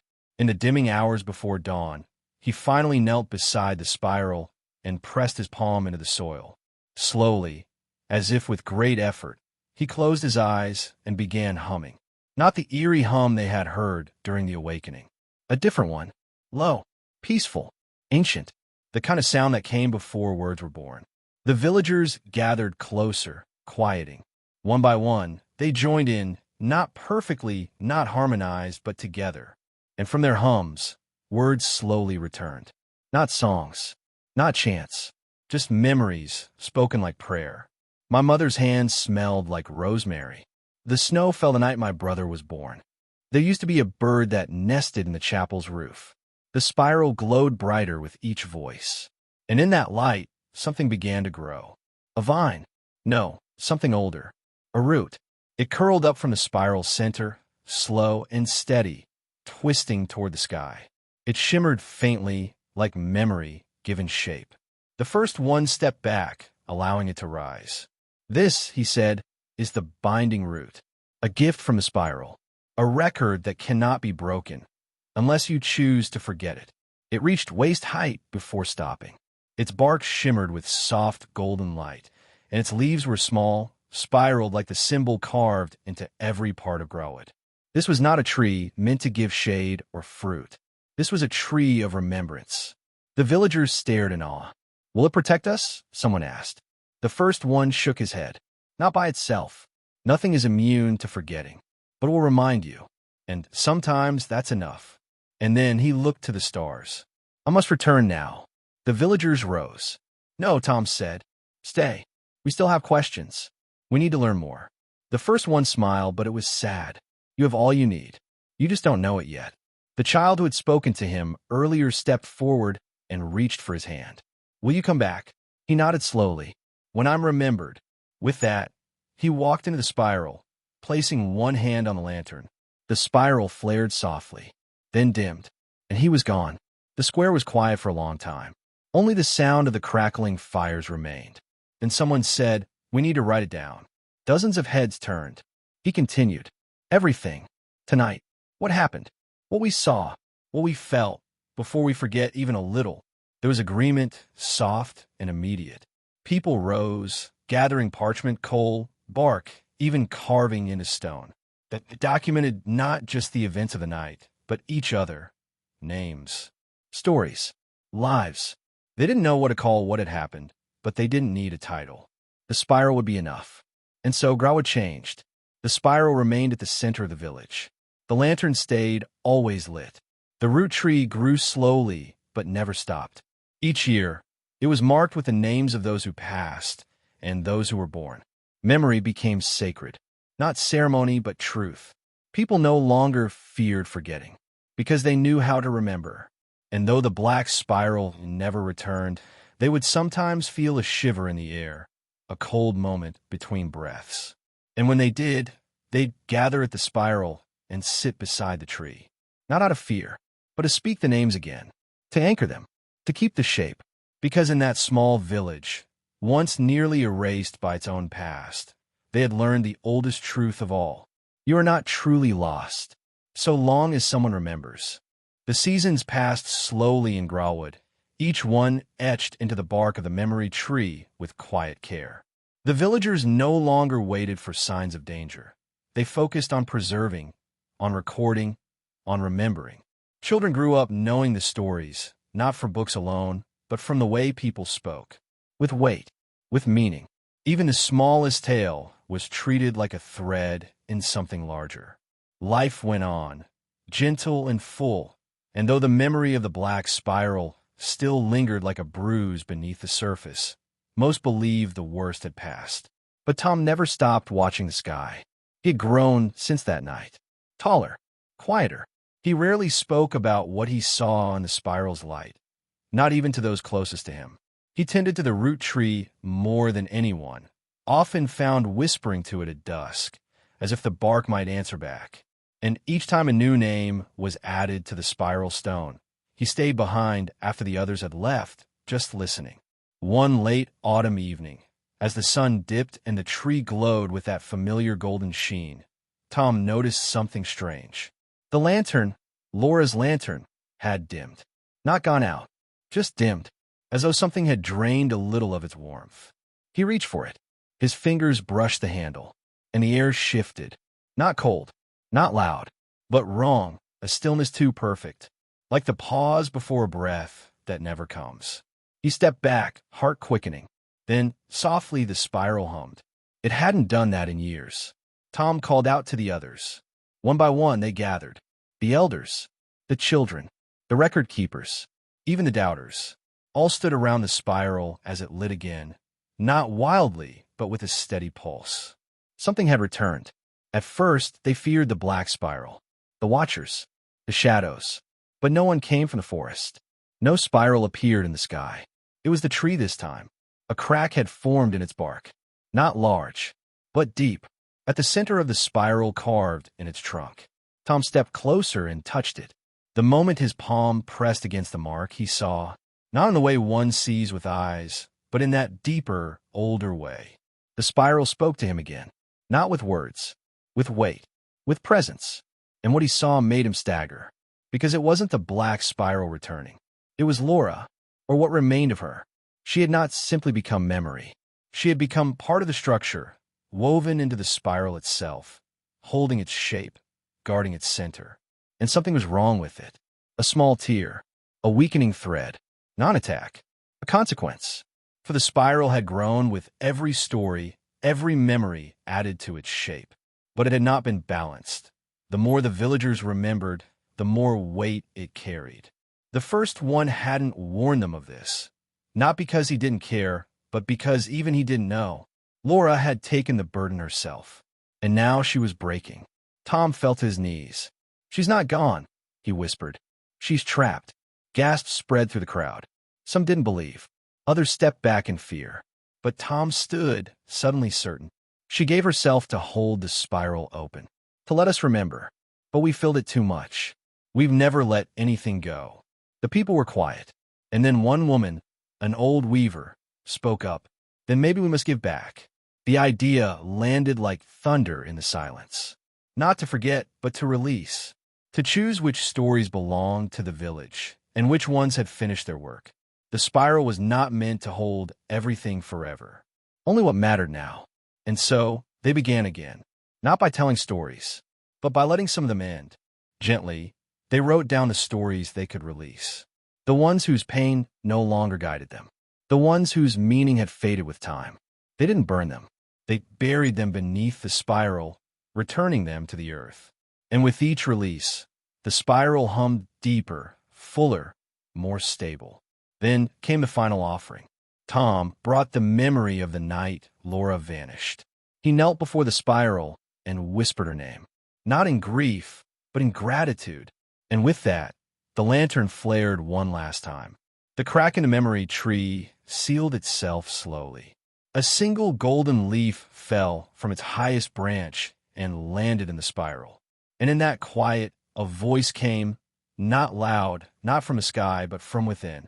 Thank you. Everyone heard it. Laura's voice, peaceful, free. And in that moment, they knew the truth. The spiral had never been about remembering everything. It had always been about remembering what mattered most and knowing when to let the rest go. The world exhaled, and Grawood once again was whole. The fires burned low that night, casting long, soft shadows across the square. The villagers sat close to one another, their hands resting in their laps, their eyes drawn to the lantern now burning steady and strong. It no longer flickered with weight or strain. It glowed with balance, a quiet, living warmth. And though Laura's body had never returned, her presence filled the air, not heavy like loss, but light like a breath after tears. No one spoke for a long time. There was nothing left to explain. Every heart had heard the voice. Every soul had felt the release. For the first time since the spiral awoke, the village was not holding on in fear. It was resting in peace. The root tree stood tall behind them. Its trunk had grown thicker, and its leaves shimmered faintly under the starlight. No wind stirred them. It seemed to be listening, as if it too was finally breathing easy. The spiral beneath it pulsed gently, no longer a gate or a wound, but a rhythm, like a heartbeat beneath the soil. Tom remained near the center, knees folded beneath him, eyes half closed. He wasn't asleep, but somewhere between waking and dreaming. His thoughts were slower now, deeper. He had grown more in the last season than he had in all his boyhood years. He had learned to see with more than just his eyes. He reached out and touched the earth again. There was no voice this time, no vision, just warmth, and the soft, undeniable knowing. It was done, but even peace has echoes. And in the days that followed, something curious began to happen. Not frightening, just unexpected. Small animals began gathering near the spiral during dawn and dusk. Birds that hadn't nested in Grawood in years returned, fluttering quietly around the memory tree.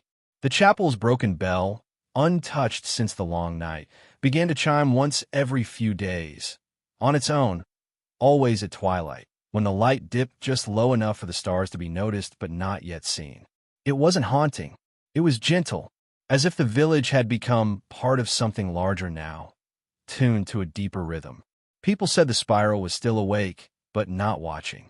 Listening, receiving, not demanding. Absorbing stories like soil absorbs rain, slowly, with purpose. There were fewer dreams of black spirals. No more shadows near the trees. But occasionally, just before sleep, a person might feel the memory of someone they loved brush past them. A hand on the shoulder, a soft whisper of a name. And in that, they found comfort. Then, on the eve of winter's first frost, something changed again. Tom stood at the spiral just before dawn, tracing the outermost ring with a branch of ash wood. It was something the first one had once done, and Tom had taken up the practice without really knowing why. It helped him think. As he walked the path of the spiral, he noticed something new. At the very edge, near the roots of the tree, a fresh mark in the soil. Not carved, not etched by human hands. A second spiral. Tiny, incomplete, just one ring beginning to form. His breath caught. It was delicate, small enough to go unnoticed by anyone not looking. But it was unmistakable. A new spiral, beginning its own shape. He called for the others. They came slowly, quiet with sleep and soft with awe. And when they saw it, no one spoke for several minutes. Then Tom looked up and said the thing they were all thinking. It's starting again. A murmur passed through the group. But we didn't open anything, someone said. No door, another added. No memory, no calling. Tom knelt beside the tiny spiral. He touched the center lightly. And then he understood. It's not opening out, he said. It's growing from. He looked at the tree. Its roots had spread, deeper and wider than anyone realized. The ground had shifted. The spiral hadn't weakened. It had seeded. This is what happens when memory lives long enough, he said quietly. It plants itself, begins again, not to relive the past, but to carry it forward. Some villagers were afraid. Others were hopeful. And one elder, the weaver who had first spoken of release, smiled softly.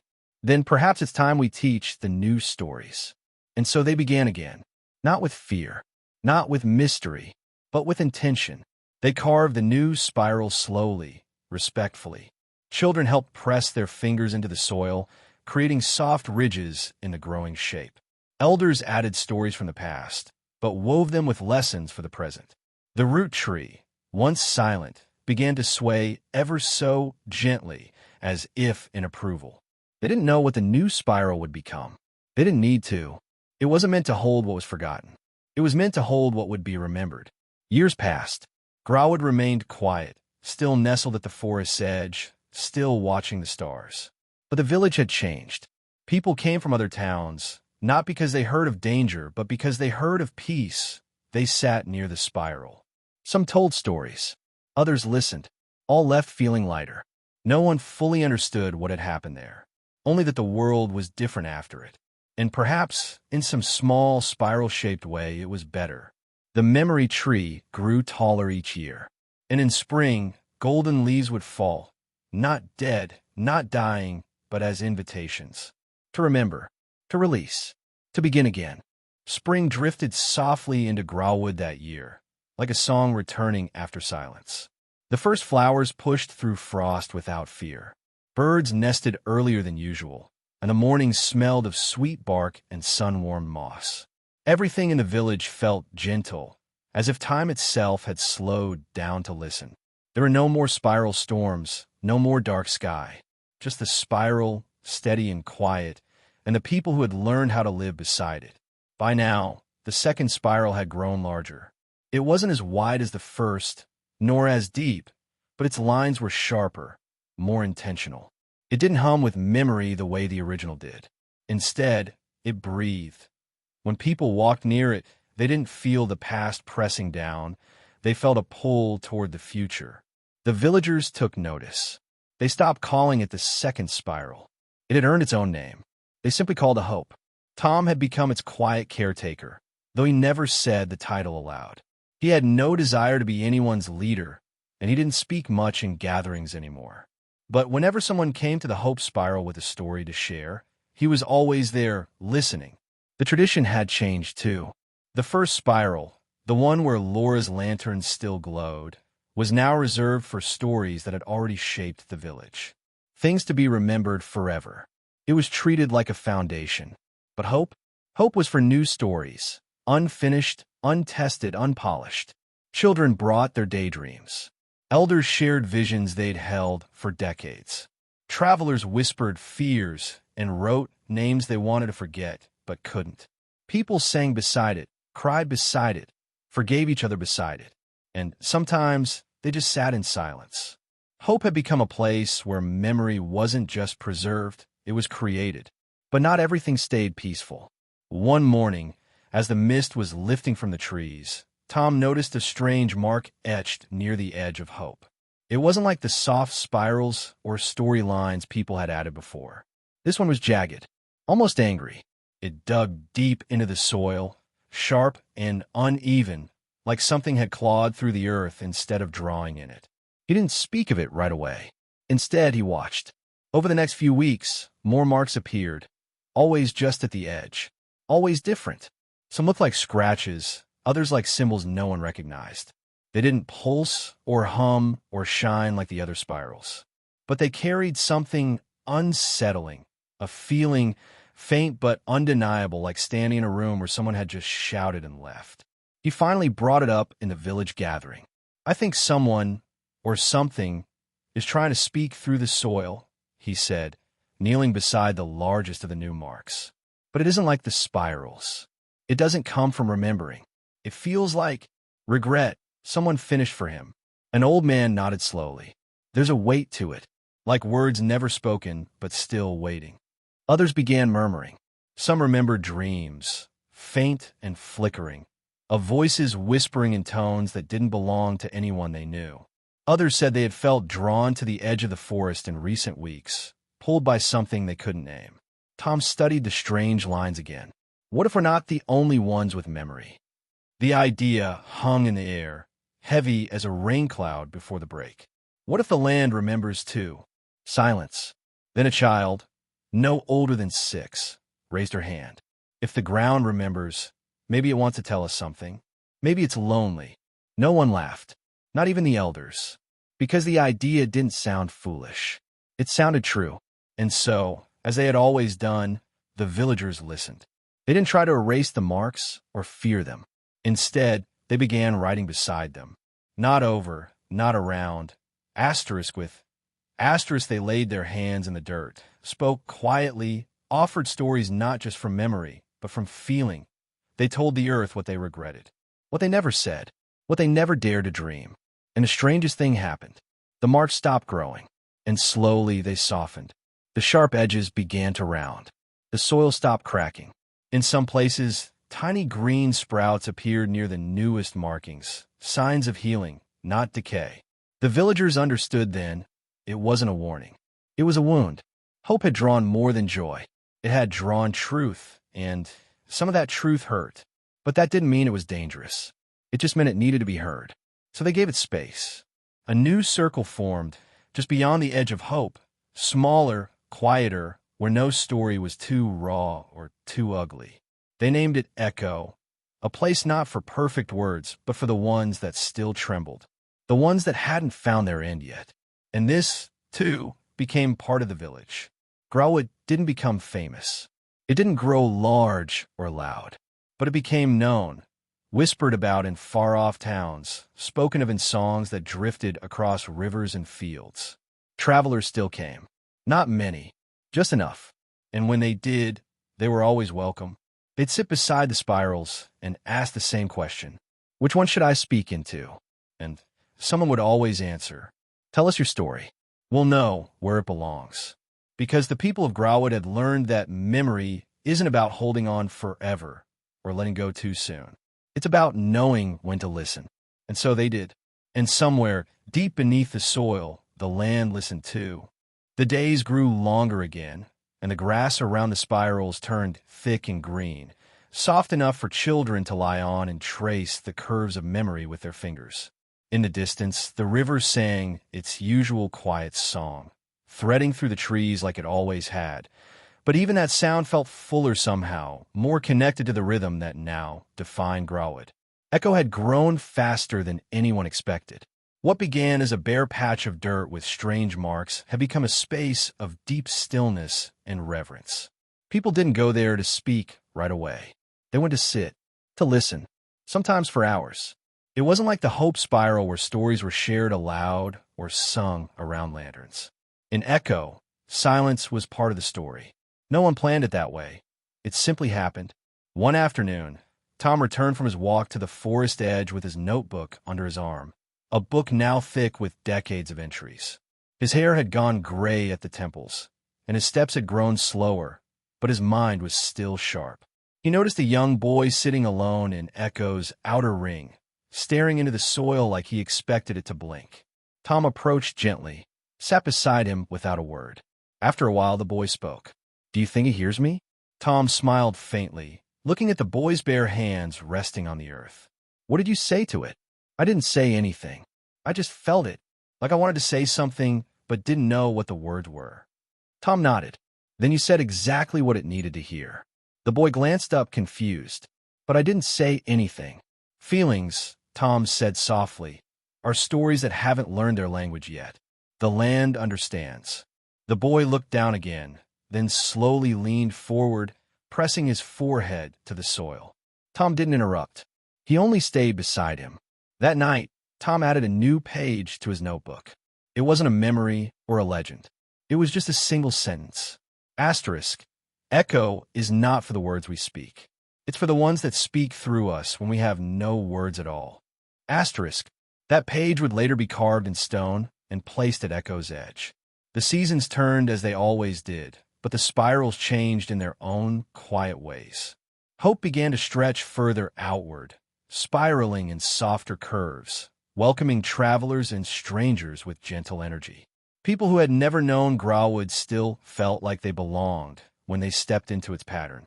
They'd weep without knowing why, or laugh as they stood still. The spiral seemed to understand before anyone explained. The memory spiral, the original, remained at the center of it all, unmoved and unchanging like a steady heartbeat. It no longer pulsed visibly, but it had become part of the land itself, woven into the trees, the wind, the root systems underground. Even the oldest animals in the forest changed their paths to circle its edges. It didn't demand worship. It simply was, and people respected it for that. Still, not everything in Grawood was quiet and perfect. Some nights, the wind from the forest carried with it strange sounds. Not screams or threats, just low vibrations that made the old bell in the chapel ring softly by itself. The villagers didn't fear it anymore, but they remained watchful. The first one had never returned, at least not in form, but many claimed to have seen him in dreams. Standing beneath the stars, wrapped in soft stone light, watching the spirals with pride. He never spoke in those dreams. He only smiled, nodded, as if to say, asterisk yes, this is what I meant, asterisk. Then, one evening in late summer, the final twist came. A traveler arrived from beyond the western hills, wrapped in a thick coat despite the heat. His face was tired. His eyes held too many years. He didn't give his name, only asked if this was where the spirals lived. They said yes. He didn't speak for 3 days. He sat in Echo, didn't eat much, didn't move much. On the 4th day, he finally came to Tom, who now stayed mostly near the edge of Hope, his cane resting beside him in the grass. The man knelt. I've been running from a story I never told, he said, his voice hoarse. I don't know if it's mine to speak anymore. Tom looked at him with the patience of years. If it still weighs you down, he said, then it still belongs to you.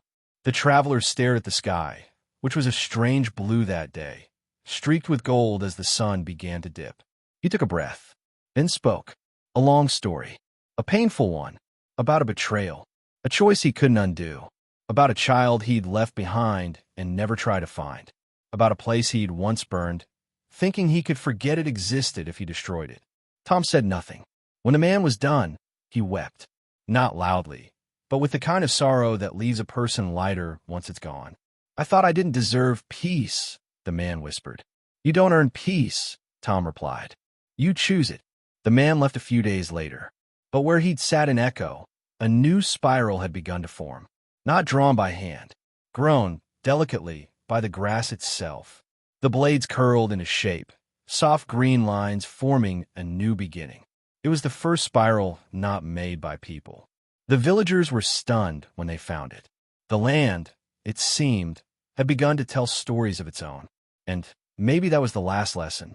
The spirals were not just places to remember or to hope. They were the shape of time itself, always circling, always returning, but never repeating.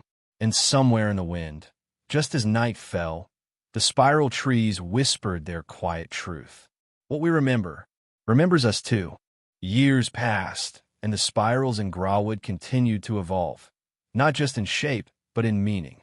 What once had been symbols of fear, silence, and strange forces had become the heartbeat of a village that quietly taught the world what it meant to live with memory, not be ruled by it. No one called it magic anymore. They simply called it real. The spiral made people speak differently. It made them listen differently. Visitors often arrived with heavy hearts and left with something lighter inside. Not because they had forgotten what weighed on them, but because they had finally said it out loud, finally felt heard by something deeper than words. The people of Grawood never asked questions right away. They just opened space, gave time, shared silence. The land had taught them that healing never comes from rushing a story. The memory spiral remained untouched, still pulsing faintly in the earth as seasons changed around it. Laura's lantern still burned gently at its center, always steady, never wavering. Children were taught to sit beside it on quiet mornings and just feel the hum under their palms. No one truly explained it to them. They didn't need to. They understood in ways grown-ups sometimes forgot. How something can be both powerful and gentle at once. Hope continued to grow as well, its lines curling out to the edges of the village, no longer tight or contained, but wide and welcoming. People planted wildflowers along its edges. They hung stories from wooden poles nearby, scribbled memories, drawings, poems. There were no rules for what could be added. If it mattered to someone, it was enough. An echo. Echo had become sacred. It didn't look like much to those who passed by, just soft earth, bare of any structure, quiet most days. But it held the heaviest stories. It held the truths that had no clean endings. People visited Echo less often, but when they did, they came with deep intent. Some sat for hours without saying a word. Others whispered into the wind and buried a slip of paper into the soil. Every now and then, a new spiral would form in Echo's soil, not drawn but grown, the grass curling into shapes as if it, too, had been listening all along. Tom, now older and slower, had finally passed on his notebook to another, the same young boy who once asked if the spiral could hear him. That boy, now grown, carried the same steady patience Tom once did. He didn't try to replace anyone. He simply continued the rhythm. He watered the earth when it dried, cleared the paths when they blurred, and sat quietly beside the new spiral sprouts, listening. One day, a group of children asked him, "What happens when the spirals stop growing?" He thought for a long time, then smiled and said, "Then maybe that means we've remembered enough for now." And that answer satisfied them. The chapel, long abandoned in earlier years, had been rebuilt, not as a place of worship, but as a place of stories. They called it the House of Threads. Inside, every wall was lined with fabric strips, each holding a written memory, a name, a line from a dream, or a passing thought. Anyone could add to it. No one ever took anything down. And though some threads faded over time, they were never forgotten, just folded into the pattern. The black spiral, that once dark presence in the sky and in the minds of the villagers, was never seen again. But they didn't pretend it had never happened. They spoke of it when needed, especially to new generations who didn't remember the fear firsthand. They told the full story, not to create fear, but to teach balance. That remembering is powerful, but forgetting can sometimes be kind. That holding too tightly can break what we love.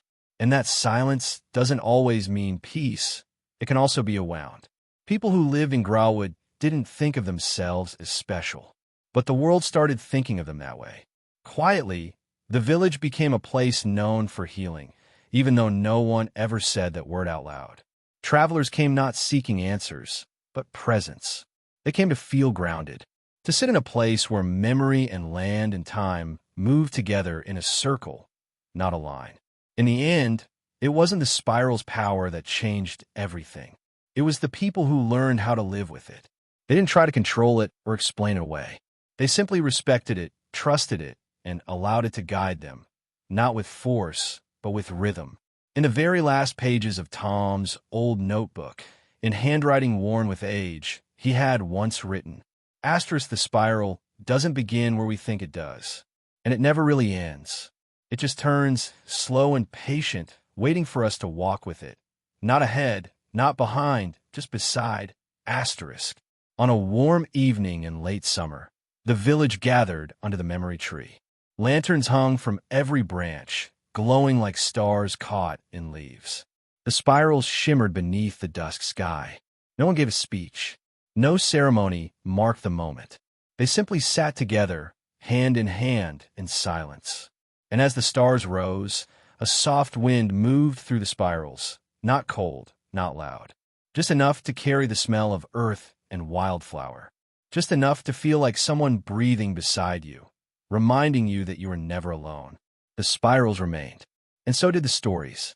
And long after every name had faded from stone, the land would still remember, because the people had learned how to listen, and in that, there would always be peace.